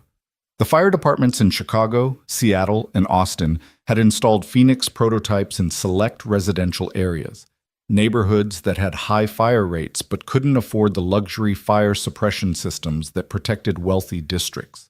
The data coming back was remarkable. Response times averaging 4.2 seconds. 0 deaths in homes with the system installed, a 94% reduction in property damage from fires that did occur. But the real stories were in the details, in the lives that showed up as statistics in Dr. Kim's reports. Like the family in Chicago's South Side, a mother, 3 kids, and an elderly grandmother who'd survived a space heater fire at 2 a.m. because Phoenix had detected the smoke before they'd even smelled it, had guided them out with sequential lighting, had contained the blaze to a single room. Or the veteran in Seattle who'd fallen asleep smoking, whose life was saved by the system's ability to differentiate between cigarette smoke and mattress fire, responding with enough force to suppress the flames, but gentle enough not to traumatize someone already struggling with PTSD. Ryan had read every incident report, had memorized the names and stories. They weren't just data points to him. They were proof that sometimes crazy ideas worked, that sometimes a mechanic's intuition about how people actually lived could save lives just as surely as running into burning buildings. Isabella had been right there beside him the entire time, working herself to exhaustion, her armor cracking more with each passing week. She'd started calling him late at night again, not to discuss business, but just to talk. About the pressure from the board, about her fears that Phoenix would fail, about the memories of her father that surfaced every time they reviewed another successful save. Ryan found himself looking forward to those calls, found himself opening up about things he'd kept locked away since Sarah died. The loneliness, the fear of failing Liam, the strange guilt of surviving when his wife hadn't. They were becoming friends, he realized. Real friends, despite the impossible gulf of wealth and status between them. And maybe something more than friends, though neither of them had acknowledged it, as if speaking it aloud would shatter whatever delicate thing was building between them. It was a Tuesday evening, bitter cold with snow threatening, when everything shifted again. Ryan was at the facility, watching Dr. Kim run simulations for a presentation to the board scheduled for next week, when Isabella's assistant Sarah Chen appeared at the lab door, her usually composed face tight with worry. "Ryan? Isabella needs you in her office, now." The urgency in her voice sent Ryan's heart racing. He followed her through the building to the executive floor to Isabella's office, a space he'd only been in once, surprised by how modest it was compared to what he'd expected. No ostentatious displays of wealth, just clean lines and family photos and a worn leather chair that had clearly been her father's. Isabella stood at the window overlooking the city, her posture rigid. When she turned, Ryan saw something in her face that scared him more than Hoffman's threats had. This was devastation, barely contained. "Margaret called," Isabella said, her voice hollow. "There was a fire in Austin last night, one of the houses with our system." Ryan's stomach dropped. "Did Phoenix fail?" "No, it worked perfectly. The family got out safely, the fire was contained, everyone survived." She closed her eyes. "But the house that burned? It wasn't random. Someone set it deliberately, used an accelerant that our system wasn't programmed to detect. And they left a message spray-painted on the garage door. This is just the beginning." The words hung in the air like poison. Ryan felt the room tilt slightly, reality rearranging itself around this new, terrible information. Someone deliberately set fire to a house with a family inside just to send you a message? To intimidate us, to show that Phoenix can be beaten, to make people afraid to install it. Isabella's hands were shaking. "Ryan, there were children in that house. A 7-year-old girl and her baby brother. They could have died because someone wanted to hurt me." Ryan crossed to her, taking her shoulders gently, making her look at him. "But they didn't die. The system worked. The family is safe. That's what matters. For now. But what about next time? What if whoever did this figures out how to override Phoenix completely? What if they set a fire the system can't detect or suppress?" Her voice broke. "I thought I was building something to save lives. What if I've just painted targets on innocent people?" "Hey, listen to me." Ryan kept his voice steady, even though his own fear was screaming. "You didn't paint targets on anyone.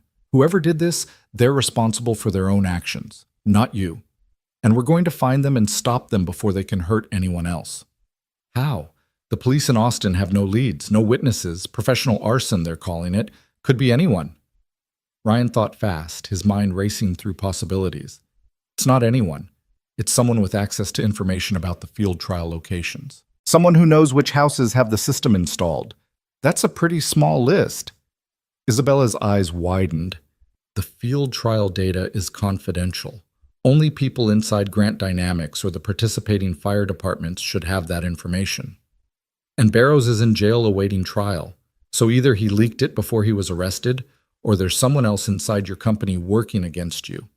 The implications settled over them like a weight. Isabella pulled away, pacing to her desk, her CEO mind already working through the problem. I need to call Margaret. We'll audit everyone with access to the field trial data. Internal investigation, full security review. If there's another leak, we'll find it. And in the meantime? In the meantime, we increase security at all the field trial locations.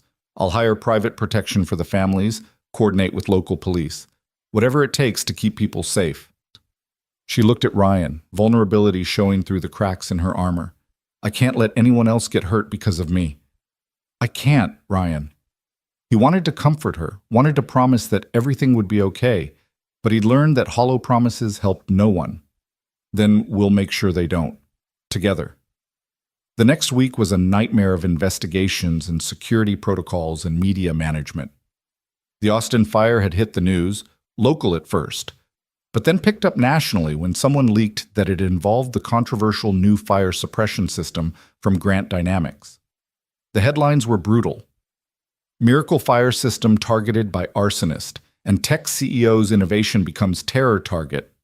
And worst of all, are smart fire systems making homes less safe? The board emergency meeting was contentious. Two of the members wanted to shut down the field trials immediately, citing liability concerns and reputational damage. Margaret and Patricia argued for continuing, pointing out that pulling the systems now would leave families vulnerable and would essentially let the terrorists win. Ryan sat quietly, watching Isabella hold her ground against people who commanded billions, watched her refuse to back down even as the pressure mounted. We don't even know who did this, one board member argued. It could be Pinnacle, it could be a competitor, it could be some anti-technology extremist. Until we know, we're exposing both the company and innocent families to danger. So we should abandon the families who are relying on Phoenix? Isabella's voice was ice. Explain to them that we're removing their protection because protecting them became inconvenient for our liability insurance. That's not fair. Nothing about this is fair, Isabella cut him off. But we have an obligation to the people we convinced to trust us. We told them Phoenix would keep them safe. I'm not pulling it now because someone made a threat. That's exactly what they want. For us to fail, for fear to win. Margaret intervened before the argument could escalate further. We'll vote. All in favor of continuing the field trials with enhanced security measures? The vote split 4-3 in favor of continuing. It was enough, barely. But Ryan could see the toll it took on Isabella. The knowledge that half her board had been willing to abandon the project, that she'd won by the narrowest possible margin. After the meeting, Isabella disappeared into her office and didn't come out for hours. Ryan waited, unsure if he should leave or stay, finally deciding to just sit in the hallway outside like some kind of guard. When she finally emerged near midnight, her eyes were red and her carefully maintained composure had shattered completely. Come on, Ryan said gently. I'm driving you home. I should stay. There's work. The work will be there tomorrow. You need sleep. She didn't argue, just followed him to his truck. The modest, slightly beat-up vehicle looking absurd in the executive parking garage surrounded by luxury cars. But she climbed in without comment, sinking into the passenger seat with exhaustion that went beyond physical.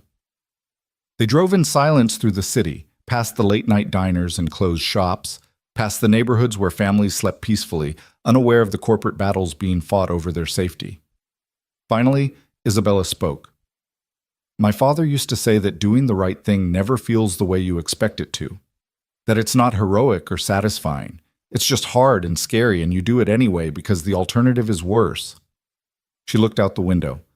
I never really understood what he meant until now. I thought building Phoenix would feel noble. Instead, it just feels terrifying. That's how I felt running into that fire, Ryan admitted. Everyone called me a hero after, but in the moment, I was just absolutely, completely terrified. Thought I was going to die. Thought I was going to leave Liam alone. but I couldn't live with myself if I didn't try. Do you regret it? Knowing everything that's happened since? Ryan thought about the question seriously. The burns that had taken weeks to heal, the threats from Hoffman, the late nights and stress and fear for Liam's safety, the way his simple life had become infinitely more complicated.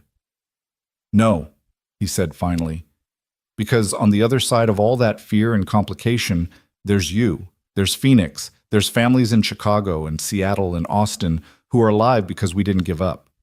That's worth being scared for. Isabella turned to look at him, really look at him, and Ryan felt something shift in the air between them. How do you do that? Stay so certain when everything's falling apart. I'm not certain. I'm terrified most of the time. But I've got Liam watching me, learning how to be a man from what I do, so I can't fall apart. I have to keep going, keep believing it matters, because he needs to see that the world rewards decency, even when it feels like it doesn't. That's a lot of pressure for one person. Yeah, Ryan smiled despite himself. But you know what? I don't think I'm carrying it alone anymore. He pulled up to Isabella's house. Not the craftsman retreat where he and Liam had stayed, but her primary residence, a beautiful modern home in an upscale neighborhood. Security lights blazed across the property. Cameras tracked their arrival. Even here, safety was a carefully maintained illusion. Isabella didn't immediately get out. She sat with her hand on the door handle, not moving, clearly working through something in her mind. Finally, would you like to come in? Just for a minute? I know it's late, but I don't want to be alone right now. The vulnerability in her voice made Ryan's chest ache. Sure. Let me text Mrs. Chen. Let her know I'll be a little later. Isabella's house was as beautiful inside as out. All clean lines and warm wood and art that probably cost more than Ryan's entire house.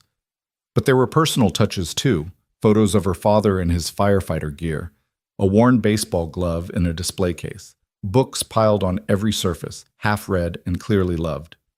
Coffee, Isabella offered, already moving to the kitchen. Or something stronger?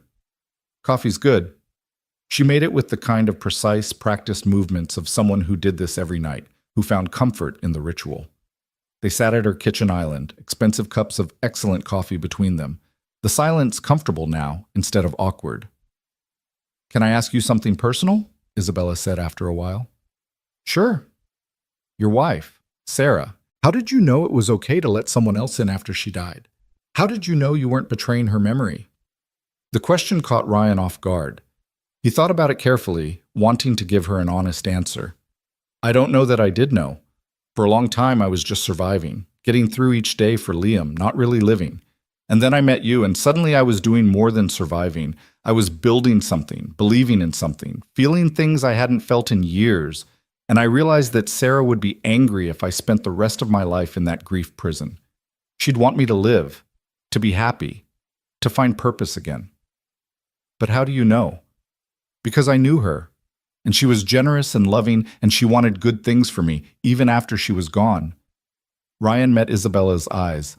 Your father ran back into a burning building for a cat. A cat, Isabella. You know what that tells me? That he was someone who believed every life mattered, who couldn't stand by when something needed saving. Do you really think someone like that would want you to spend your whole life alone, afraid to let anyone close because you might lose them too? Tears spilled down her cheeks, the first time Ryan had seen her really cry. I've been so alone. Building the company, fighting the board, trying to prove I was worthy of his sacrifice. And I thought that's what I was supposed to do. Be strong, be invincible, never need anyone. But I'm so tired, Ryan. I'm so tired of being alone. Ryan moved around the island, wrapping her in a careful hug, feeling her shake with sobs she'd probably been holding back for years. He didn't say anything, just held her, let her cry out the fear and loneliness and pressure that had been building since that night in the fire. When she finally pulled back, wiping her eyes, she laughed shakily. I'm sorry. That was completely unprofessional. Good thing we're not at the office then. She smiled, a real smile that reached her eyes. Thank you for being here, for not running away when things got complicated and dangerous, for reminding me why any of this matters. Isabella, I know. I know this is complicated. You're technically a consultant for my company. There are power dynamics and professional ethics and 1,000 reasons why this, she gestured between them, shouldn't happen. But I need you to know that I care about you, as more than a colleague, as more than the man who saved my life, as Ryan, as yourself. Ryan's heart hammered in his chest. He thought about Liam, about what it would mean to bring someone new into their lives. He thought about the danger that still surrounded them, the investigations ongoing, the unknown arsonist still out there. He thought about all the very reasonable reasons to keep this professional, to maintain boundaries, to not complicate things further. Then he thought about Sarah, about the way she'd lived fully and loved fearlessly and never let fear stop her from reaching for what she wanted. I care about you too, he said quietly. And yeah, it's complicated, but I'm starting to think complicated is just how my life works now. Isabella laughed, the sound bright and unexpected in the late-night kitchen. So what do we do about it? I guess we take it slow, figure it out as we go. No rush, no pressure, just see what happens. Ryan smiled. Though I should probably warn you, I'm a package deal. Liam comes with me and he's got opinions about everything. I like Liam. He's smart and funny and he's got the best dad in the world. Careful, that kind of talk will give me a big head. Good, you could use a little ego. You're too humble for your own good. They talked for another hour, the conversation wandering from serious to silly and back again. Isabella told him about growing up with her father, about the pressure of building Grant Dynamics, about the loneliness of being at the top with no one to share it with. Ryan told her about Sarah's death, about the early days of single fatherhood when he'd barely kept his head above water, about the strange guilt of surviving when someone you loved didn't. It was nearly 3 a.m. when Ryan finally left, driving home through empty streets, his mind buzzing with everything that had happened. He felt lighter somehow, as if acknowledging what was growing between him and Isabella had lifted a weight he hadn't realized he was carrying. At home, Mrs. Chen was asleep on the couch, waking immediately when he came in. Everything okay? Yeah. Better than okay, actually. Ryan helped her gather her things. Sorry it's so late. Romance takes time, she said with a knowing smile. That woman is good for you, makes you remember you're more than just Liam's father. How did you? I have eyes, Ryan, and I've known you for 8 years. I see how you look at her. Mrs. Chen patted his cheek affectionately. Your Sarah would approve. That girl needs someone who sees her as a person, not a bank account. You're good for each other. After she left, Ryan checked on Liam, fast asleep, looking young and peaceful in the glow of his nightlight before collapsing into his own bed. His phone buzzed with a text from Isabella. Thank you for tonight, for everything. Sleep well. He typed back, You too. We've got this. Together. The investigation into the Austin fire took 3 weeks to crack. It wasn't another insider at Grant Dynamics, as they'd feared. It was someone from Pinnacle Development, not Gerald Hoffman, who was maintaining his innocence from behind bars, but a mid-level manager who'd decided to take matters into his own hands. The man confessed to setting the fire, thinking he was protecting his company and his job by discrediting Phoenix. The relief Ryan felt was immense. It was over. The threat was contained. They could move forward without looking over their shoulders constantly. But the damage had been done. The Austin fire had made national news, and even with the arsonist caught, public opinion was divided. Some people saw Phoenix as a miracle technology worth investing in. Others saw it as a target, something that made homes less safe rather than more. The board was nervous. Investors were asking questions. Everything they'd built over 6 months was hanging by a thread.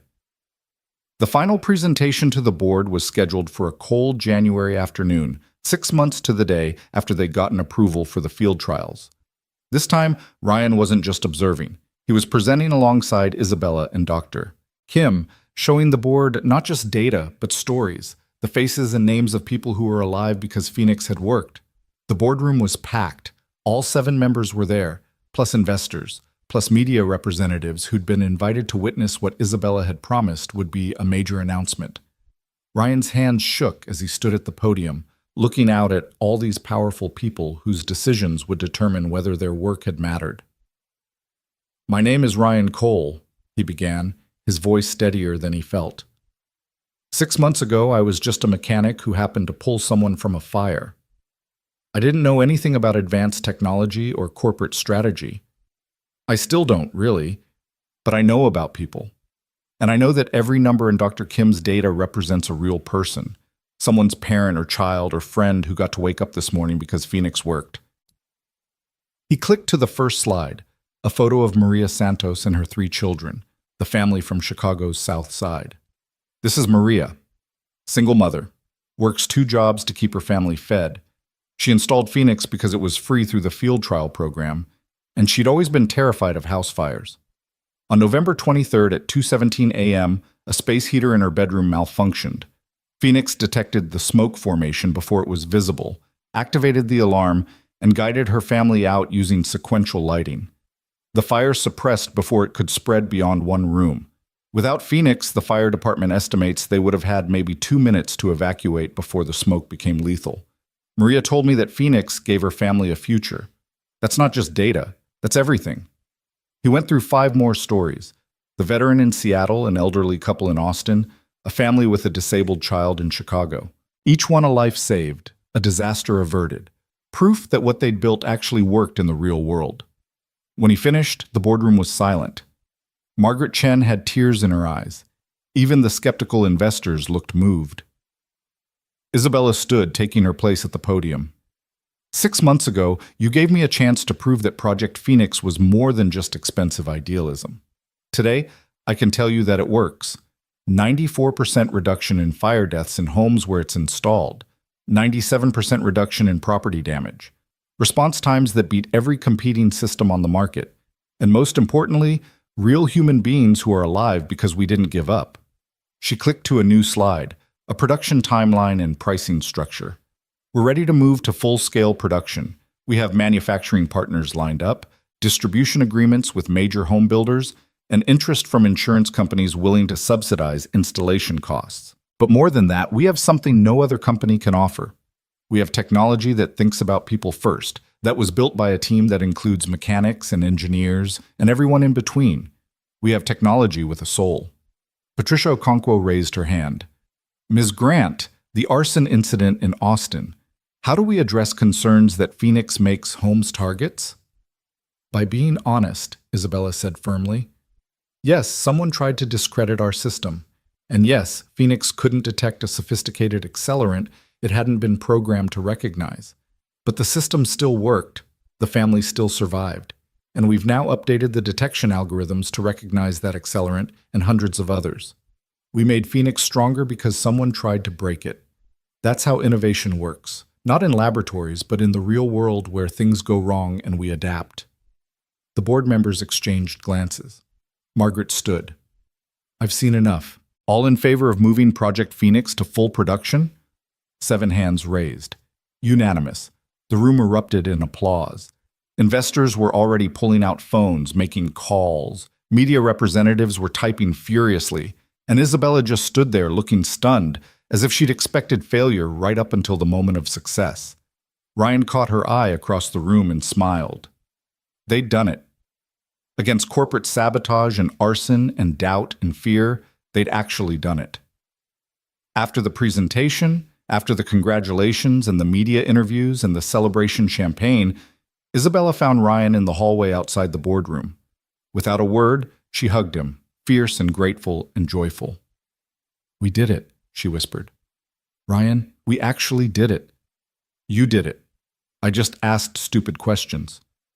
You did so much more than that. She pulled back, looking at him with an expression that made his heart race. You gave me a reason to keep fighting. You reminded me what it was all for. You saved my life twice, once in that fire, and once by showing me how to live again. Around them, people were celebrating, but Ryan barely noticed.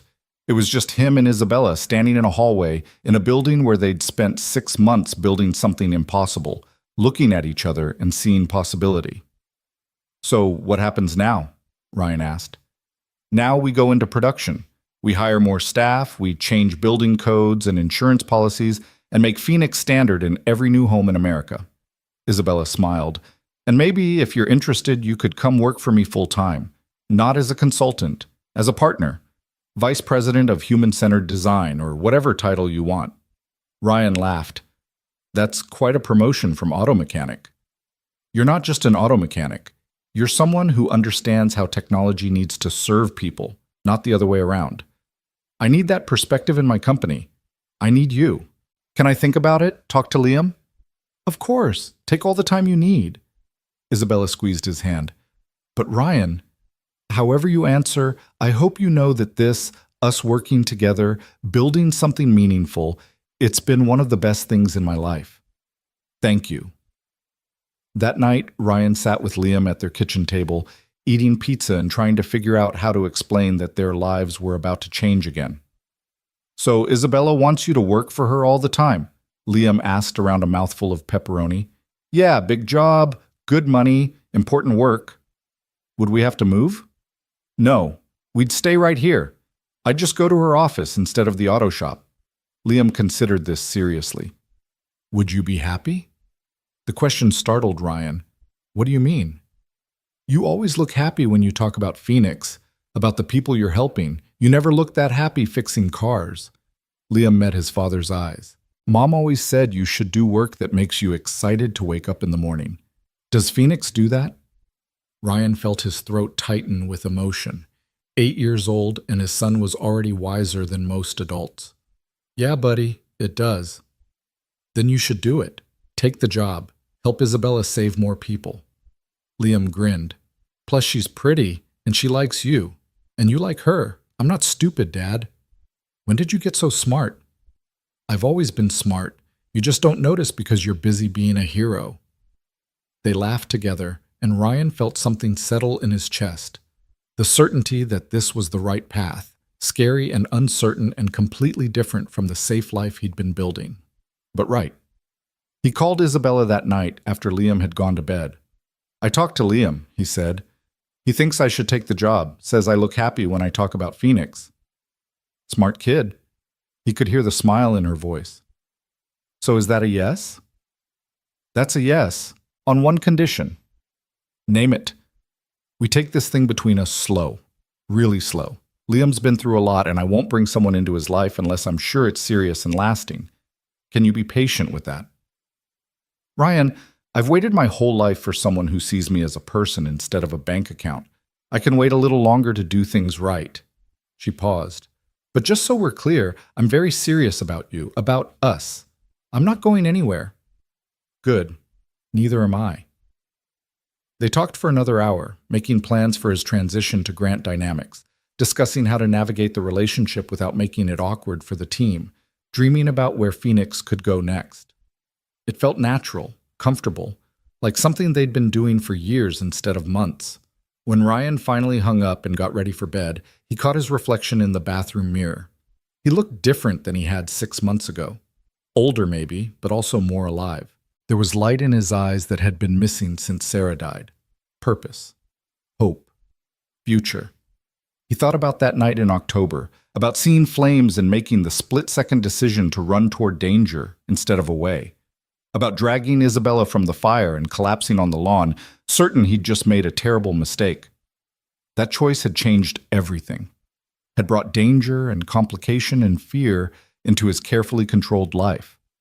But it had also brought meaning, purpose, connection, the chance to build something that would save lives for generations. And maybe, just maybe, it had brought love back into his life when he'd thought that door was closed forever. Ryan looked at his scarred hands. The burns mostly healed now, but still visible as pale marks on his skin. Evidence of the price of running into fire. Evidence that some choices left permanent marks. But also evidence that he'd survived. That he'd pulled someone else through hell and come out the other side. That scars were proof of living, not dying. He turned off the light and climbed into bed, his phone showing a final text from Isabella. Thank you for saying yes. To all of it. Ryan smiled in the darkness and typed back, Thank you for giving me something worth saying yes to. Outside, the winter wind rattled the windows. Down the hall, Liam slept peacefully. Somewhere in the city, Isabella was probably still awake, already planning the next phase of Phoenix, the next way to save lives. And in houses across 3 cities, families slept safely under the protection of technology that had been built by people who refused to give up. The fire that had brought them together had burned away everything inessential, leaving only what mattered: connection, purpose, the courage to keep building even when the world tried to tear it down. Ryan closed his eyes and let himself drift towards sleep, no longer afraid of what morning would bring. 6 months ago, he'd been just surviving. Now he was living, really, truly living. And for the first time since Sarah died, that felt like enough. Spring came slowly to the city, winter reluctant to release its grip. But by late March, the trees along Maple Street were beginning to bud, and Ryan found himself noticing the changing seasons in a way he hadn't in years. Life did that. Made you pay attention again, made you see beauty in ordinary things when you'd been sleepwalking through existence for so long. His office at Grant Dynamics was modest by executive standards, but it had a window overlooking the research lab where Dr. Kim's team continued refining Phoenix. Ryan liked watching them work, their intensity, their arguments, their occasional celebrations when a test exceeded expectations. He'd become fluent in their language now, could discuss thermal sensors and predictive algorithms without feeling completely lost. But his real value, everyone agreed, was still in asking the questions nobody else thought to ask.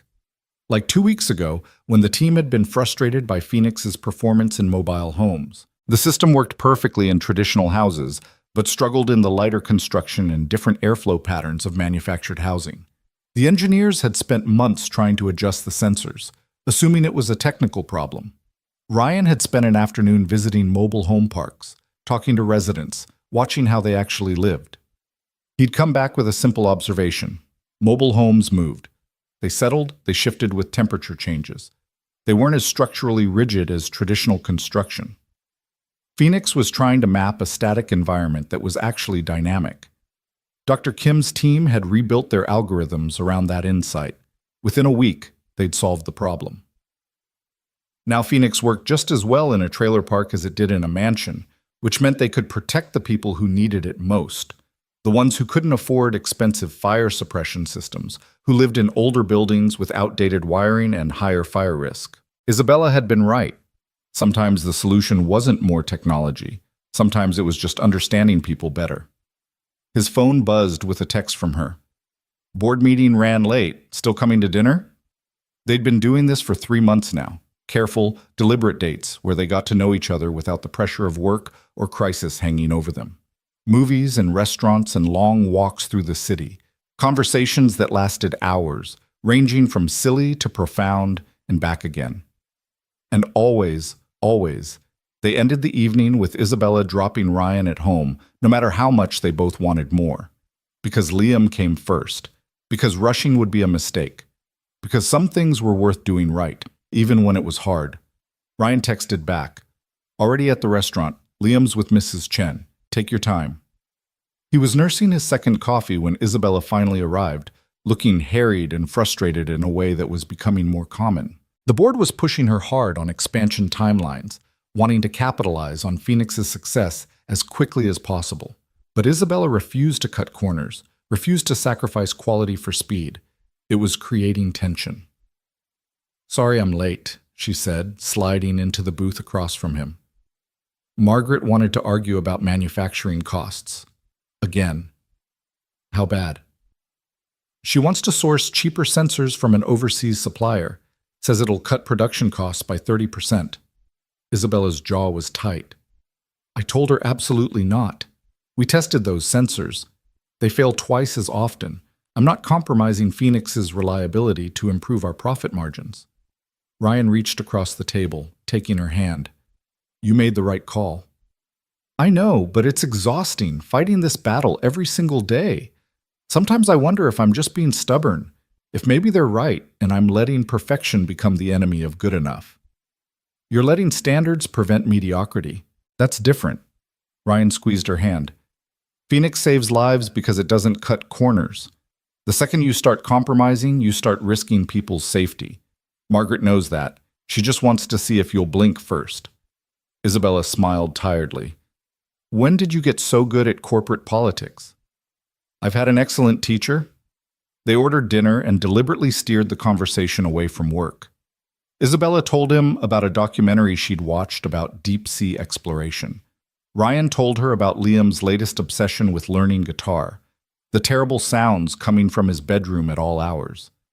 They laughed about Torres's ongoing attempts to teach the security team to appreciate jazz music, a crusade that was failing spectacularly. It felt normal, gloriously, wonderfully normal. Two people having dinner, getting to know each other, building something real away from the pressure and drama of their professional lives.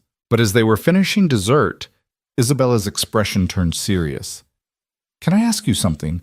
And I need you to be completely honest." "Always." "Are you happy?" "Really happy. Not just with Phoenix or with work, but with all of this. With us taking it slow, with the secrecy, with keeping our relationship quiet at the office." She looked down at her hands. "Because sometimes I worry that I'm asking too much. That you deserve someone less complicated, someone who doesn't come with billion-dollar companies and board meetings and constant pressure." Ryan took a moment to formulate his answer, wanting to get it right. "Do you know what I was doing this time last year? I was fixing Mrs. Patterson's Buick for the third time, eating frozen dinners, watching Liam do homework while I tried not to think about how lonely I was. I was surviving, Isabella, just getting through each day. And yeah, my life now is more complicated, but it's also more alive, more meaningful. I wake up excited to go to work. I come home with stories to tell Liam. And I get to spend time with someone who challenges me and inspires me and makes me want to be better than I am.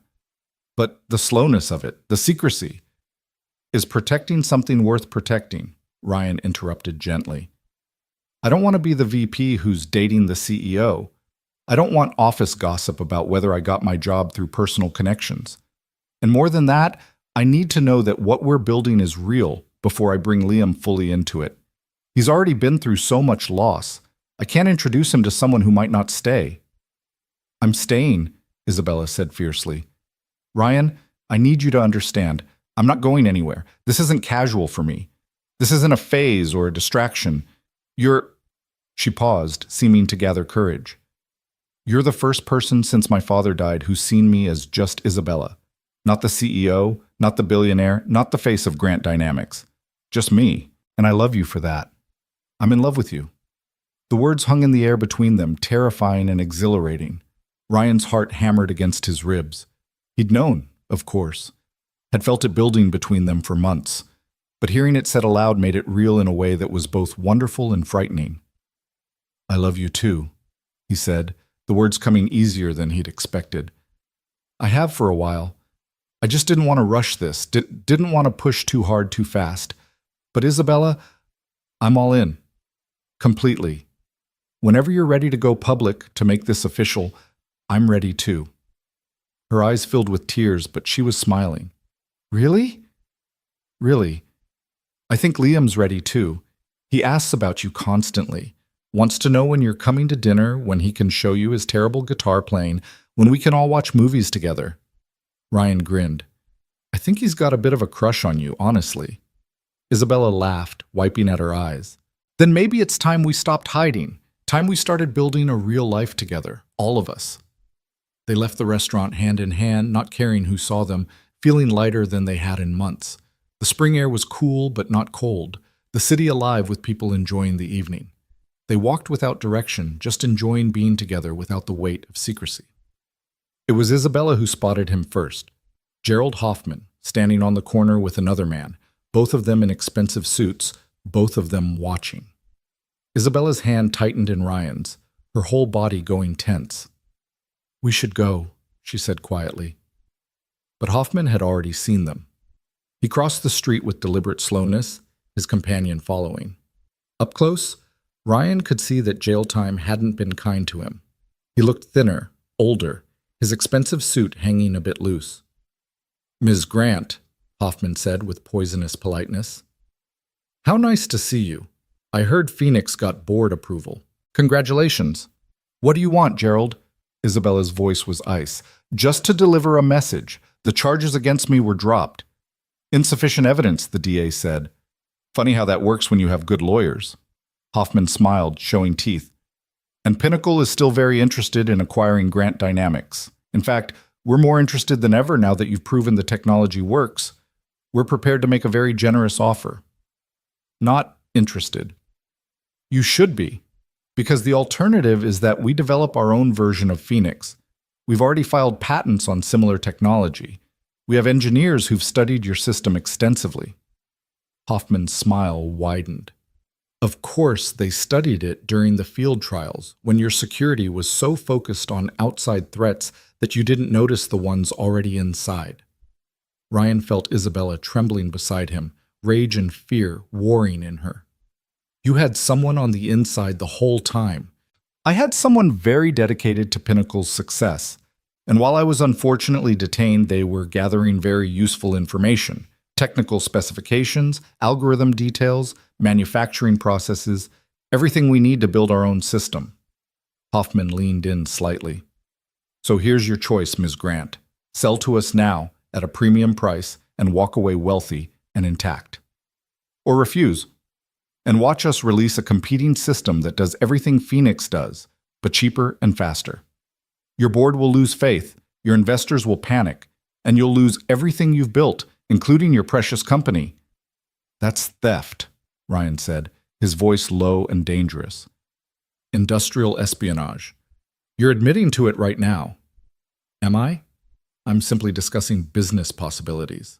Hoffman looked at Ryan with contempt. The hero mechanic. Tell me, Mr. Cole, has Ms. Grant told you about the prenuptial agreement her lawyers are drafting? No? How interesting. Almost like she's planning for this relationship to end before it really begins. Ryan felt like he'd been punched. He looked at Isabella, saw the guilt flash across her face before she could hide it. Isabella? It's not... Ryan, it's just standard practice. My lawyers insist... Of course they do, Hoffman interrupted smoothly. Can't have the help thinking they're entitled to the real money. Must keep the class divisions clear. Get the hell away from us, Isabella snarled. Now, before I call the police. For what? Having a conversation on a public street? Hoffman stepped back, hands raised in mock surrender. Think about my offer, Ms. Grant. You have 1 week to decide. Sell to us or watch everything you've built crumble. Your choice. He walked away, his companion following. Ryan and Isabella stood frozen on the sidewalk, the evening that had been so perfect, now shattered into pieces. Ryan, Isabella started. Is it true? About the prenup? My lawyers draft them automatically for anyone I'm in a serious relationship with. It's just to protect the company, to make sure I can't take your money if things go wrong, Ryan finished, his voice flat. Jesus, Isabella. Were you ever going to tell me? Yes, of course. But I didn't want to ruin what we have with talk of legal documents, and you didn't trust me enough to be honest. Ryan pulled his hand from hers. You let me fall in love with you while your lawyers were already planning for the divorce. That's not fair. You know that's not what this is. I don't know what this is anymore. Ryan felt anger and hurt and betrayal churning in his chest. I thought we were building something real, something honest, but you were protecting yourself the whole time, making sure the poor mechanic couldn't get his hands on your billions. That is not... Ryan, please, don't let Hoffman poison this. He's trying to drive us apart, to make you doubt me so he can get what he wants. He doesn't have to make me doubt you. You did that yourself by keeping this secret. Ryan started walking, needing distance, needing to think. I need some time. I need to figure out if this is real or if I'm just another business decision you're protecting yourself from. Ryan, wait. But he was already walking away, ignoring her calls, his mind spinning with hurt and confusion and anger. He'd thought they were past this, past the wealth gap, past the power dynamics, past all the complications that made their relationship difficult. He'd thought they were just Ryan and Isabella, two people building something real. But maybe Hoffman was right. Maybe he'd been naive to think a billionaire CEO could really see him as an equal. Maybe the prenup wasn't just legal protection.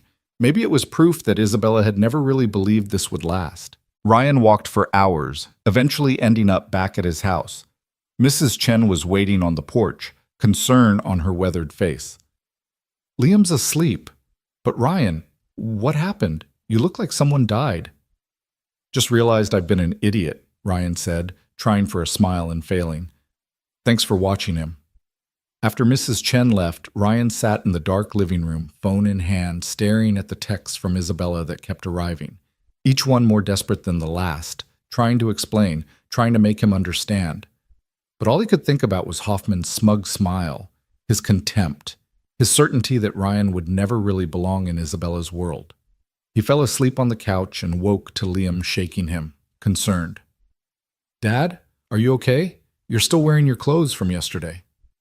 "Yeah, buddy, just a rough night." Ryan sat up, every muscle aching. "What time is it?" 8:30, and there's a lady at the door. The security lady, Torres. Ryan opened the door to find Torres looking grim. "Ryan, there's a situation at the facility. Isabella needs you there immediately. I'm not sure It's not about your relationship drama. It's about Phoenix." Torres's expression was deadly serious. "Someone broke into the lab last night, stole the prototype units and all the backup data. Everything's gone." The words took a moment to register. Then Ryan was moving, grabbing his keys, telling Liam to stay with Mrs. Chen, following Torres to the car. During the drive to Grant Dynamics, she filled him in. The break-in had been professional, sophisticated. They'd bypassed security, knew exactly where to find the prototypes, had wiped the servers clean. Everything Phoenix had become, everything they'd built, gone in a single night. Isabella was in the lab when Ryan arrived, surrounded by police and security personnel. She looked like she hadn't slept, her clothes rumpled, her face pale with exhaustion and fear. When she saw Ryan, relief flooded her expression. "Thank God. I thought you wouldn't come." "What happened?" Dr. Kim stepped forward, his face haggard. "They took everything. 3 prototype units, all our backup drives, even the paper documentation. And they corrupted our cloud backups, some kind of sophisticated malware that we didn't catch until it was too late. We have nothing, Ryan. 6 months of work, just gone." "Hoffman," Isabella said flatly. "He said we had a week to decide. This is him showing us what happens if we refuse to sell." Margaret Chen arrived with 2 other board members, all of them looking grim. "How bad is it?" "Complete loss," Isabella said, her voice eerily calm. "We can rebuild from the original algorithms, but it'll take months, maybe a year. And without the field trial data, we'll have to start testing from scratch. Phoenix is dead, Margaret. We've lost." "No," Ryan said sharply. Everyone turned to look at him. "We haven't lost. We've been robbed, but we haven't lost. Ryan, they took everything. They took the hardware and the data, but they didn't take what really matters." Ryan looked around the room at the exhausted engineers, at Isabella's defeated expression, at the empty spaces where the prototypes had been. They didn't take the knowledge.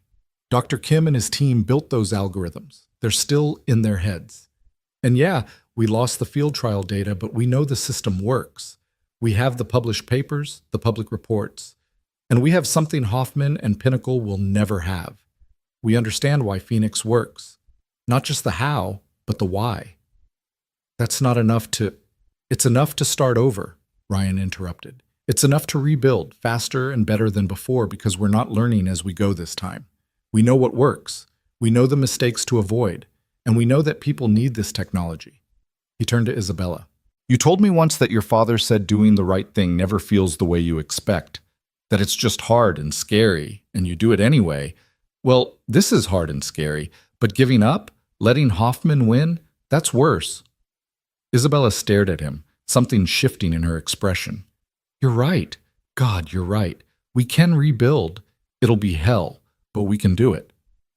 "Actually, you can't," Margaret said quietly. "I'm sorry, Isabella, but the board won't approve more funding. Not after this. The security breach, the loss of proprietary technology, the theft. Our investors are going to panic. We need to cut our losses and move on." "Move on to what? Letting Hoffman release a stolen version of our technology? We'll sue them for patent infringement. We'll fight them in court. But Project Phoenix is over. I'm sorry, but that's the reality." The room fell silent. Ryan could see Isabella's world collapsing around her. The company her father had inspired, the technology that was supposed to save lives, everything she'd built for years, all of it slipping away because corporate politics and theft and bad luck had converged at the worst possible moment. Then Isabella did something Ryan didn't expect. She laughed. "You know what? Fine. The board doesn't want to fund Phoenix? Then I'll fund it myself. Margaret blinked. I'm sorry? I'll buy out the company's stake in Project Phoenix. I'll take the technology private, rebuild it with my own money, and bring it to market independently. Isabella's voice was steel. Grant Dynamics can focus on its other projects, but Phoenix is mine, and I'm not letting it die. Isabella, do you understand what you're saying? We're talking about hundreds of millions of dollars. I have hundreds of millions of dollars, and I'd rather spend them on something that matters than watch Hoffman turn my life's work into his profit center. Isabella looked around the room. Anyone who wants to come with me, engineers, staff, anyone who believes in what we're building. I'll match your current salary and give you equity in the new company. We'll be smaller, leaner, but we'll be doing the right thing. Dr. Kim raised his hand immediately. I'm in. One by one, other engineers joined him. The techs, the research assistants, even Torres stepped forward. I'm better at security than whatever clowns you had protecting this place. I'm in too. Within minutes, half the lab had pledged to follow Isabella. Margaret looked around in shock. You're all willing to leave stable jobs at an established company to chase this impossible dream? It's not impossible, Ryan said. It's just hard. But the best things usually are. Margaret sighed, rubbing her temples. Then I guess I'll have to come too. Someone needs to keep you from making completely reckless financial decisions. Isabella's eyes widened. Margaret, you're on the board of Grant Dynamics, and I'm 73 years old with more money than I know what to do with. I've been looking for something meaningful to do with my remaining years. Margaret smiled. Besides, your father was my friend. I owe it to his memory to help you finish what he started. The mood in the room shifted. What had been defeat transformed into defiant hope. They were going to do this. They were actually going to walk away from the established company and build something new from scratch. But first, Ryan needed to talk to Isabella. He pulled her aside, away from the planning chaos. I'm sorry. About last night. About assuming the worst instead of giving you a chance to explain. You had every right to be upset. I should have told you about the prenup. Should have trusted you to understand that it was just legal protection, not a statement about our relationship. Hoffman got in my head. Made me doubt everything. Ryan took her hands. But watching you just now, watching you risk everything for something you believe in, that's who you are. That's the person I fell in love with, not the CEO or the billionaire. The person who runs toward what matters, even when it's terrifying. I need you to know something, Isabella said, her voice shaking slightly. When I rebuild Phoenix, I want you as a full partner, not an employee, not a consultant, an equal owner of the company. Because you're right that there's a wealth gap between us. But this, Phoenix, what we're building, this is ours together, and I want that to be official. Isabella, I can't afford to invest. Your investment isn't money, it's everything you've already given. The insights, the human perspective, the courage to keep fighting when everything falls apart. She squeezed his hands. Please, Ryan, be my partner in this, in all of it. The company, the work, the life we're building, all of it. Ryan looked at this woman who'd risked everything for a dream, who'd walked away from security to chase something meaningful, who'd chosen principle over profit at every turn. He thought about Liam, about teaching his son what mattered, and he knew there was only one answer. Okay, partners, in everything. They kissed there in the hallway, not caring who saw, sealing the promise with the kind of certainty that only came from surviving the fire together. The next 3 months were the hardest of Ryan's life. Isabella had been serious about rebuilding from scratch. She bought a smaller facility across town, hired back everyone who'd followed her, and poured money into equipment and development at a pace that made accountants weep. Ryan worked 80-hour weeks, splitting time between engineering meetings and legal battles, and the constant grinding work of building a company from nothing. Hoffman and Pinnacle sued, claiming ownership of the Phoenix technology. Isabella countersued for theft and industrial espionage. The legal battle became a public spectacle, with media coverage of every filing, every motion, every dramatic courtroom exchange. Public opinion divided sharply. Some people saw Isabella as a heroic entrepreneur fighting corporate thieves. Others saw her as a stubborn billionaire refusing to accept defeat. But through it all, the work continued. Dr. Kim's team rebuilt the algorithms from memory and notes, improving them along the way. They ran new tests, documented everything meticulously, began applying for patents that would protect their innovations. The new Phoenix was better than the old one, faster, more accurate, more adaptable. And this time, when they needed field trial locations, hundreds of families volunteered. The story had caught the public imagination. The CEO who'd walked away from her company to protect her vision, the mechanic turned entrepreneur who'd saved her from a fire and then helped her build something meaningful. People wanted to be part of it. Ryan barely saw Liam during those months. He missed baseball games and parent-teacher conferences and ordinary evenings at home. The guilt gnawed at him constantly. But whenever he tried to apologize, Liam would just smile and say, "It's okay, Dad. You're saving lives. That's more important than my science fair project." His son's understanding made him feel worse, not better. It was late June, nearly 8 months after the theft, when everything came together at once. The patents were approved. The lawsuit was settled. Pinnacle agreed to pay damages and admit wrongdoing in exchange for avoiding criminal charges. And most importantly, the new Phoenix system passed every test with results that exceeded even the original prototype. They held a small celebration at the facility, the team that had stuck with Isabella through everything. Torres provided champagne that was probably too expensive for Ryan to comprehend. Dr. Kim gave a speech about the importance of never giving up on good ideas. Margaret toasted to the power of stubbornness and vision combined. And Isabella, standing with Ryan's hand in hers, announced that Phoenix Technology Inc. was ready to begin production and installation. That they had agreements with 3 major home builders, support from insurance companies, and interest from fire departments across the country. That they'd taken the worst thing that could happen and turned it into the best version of their vision. None of this would have happened without Ryan Cole, Isabella said, looking at him with love and pride. He saved my life that night in October. But more than that, he saved Phoenix by refusing to let me give up. By reminding me that the hard things are usually the right things. So this success isn't mine. It's ours. All of ours. The team applauded. Ryan felt his face flush with embarrassment and gratitude.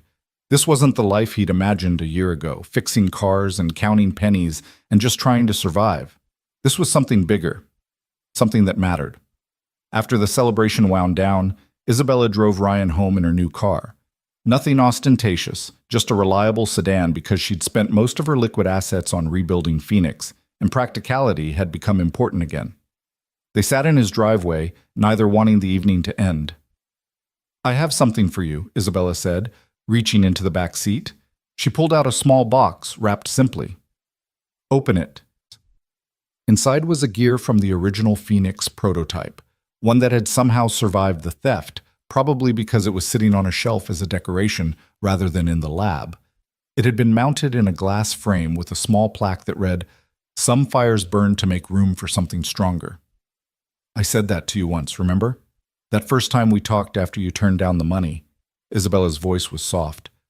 "I've been carrying this around for months, waiting for the right moment to give it to you. Because it's true, Ryan. The fire that brought us together, the theft that destroyed everything, all the struggles and fights and obstacles, they burned away everything that didn't matter. And what's left is stronger than what we started with." Ryan couldn't speak around the lump in his throat. He just pulled her close, holding her in the front seat of her practical sedan, thinking about how far they'd come. From strangers to partners to something that felt like forever. "Move in with us," he said suddenly, the words surprising even himself. "You and me and Liam, a real family, not just phone calls and stolen evenings. What do you think?" Isabella pulled back to look at him, eyes wide. "Are you sure? That's a big step." "I've never been more sure of anything. We're already partners in Phoenix. Let's be partners in everything else too. Liam loves you, I love you, and I'm tired of ending every evening by watching you drive away." "Then yes, absolutely yes." She kissed him, laughing. "Though I should warn you, I'm terrible at domestic things. I'll burn dinner and forget to do laundry and probably drive you crazy within a week." "Good thing I'm used to chaos then." They went inside together, and Ryan woke Liam up despite the late hour because some news couldn't wait until morning. His son's sleepy face broke into a huge grin when they told him Isabella would be moving in. "Finally," Liam said. I've been waiting forever for you guys to figure this out. When did you get so smart? Ryan asked, ruffling his hair. I told you, I've always been smart. You just don't notice. They made hot chocolate and sat around the kitchen table, the three of them, planning what Isabella's room would look like and where her books would fit and whether they needed to get a bigger TV. Normal, domestic, ordinary planning that felt extraordinary because it meant they were choosing this. Choosing to be a family. Later, after Liam had gone back to bed and Isabella was getting ready to leave one last time, Ryan walked her to her car. The summer night was warm and full of crickets, the kind of evening that felt eternal.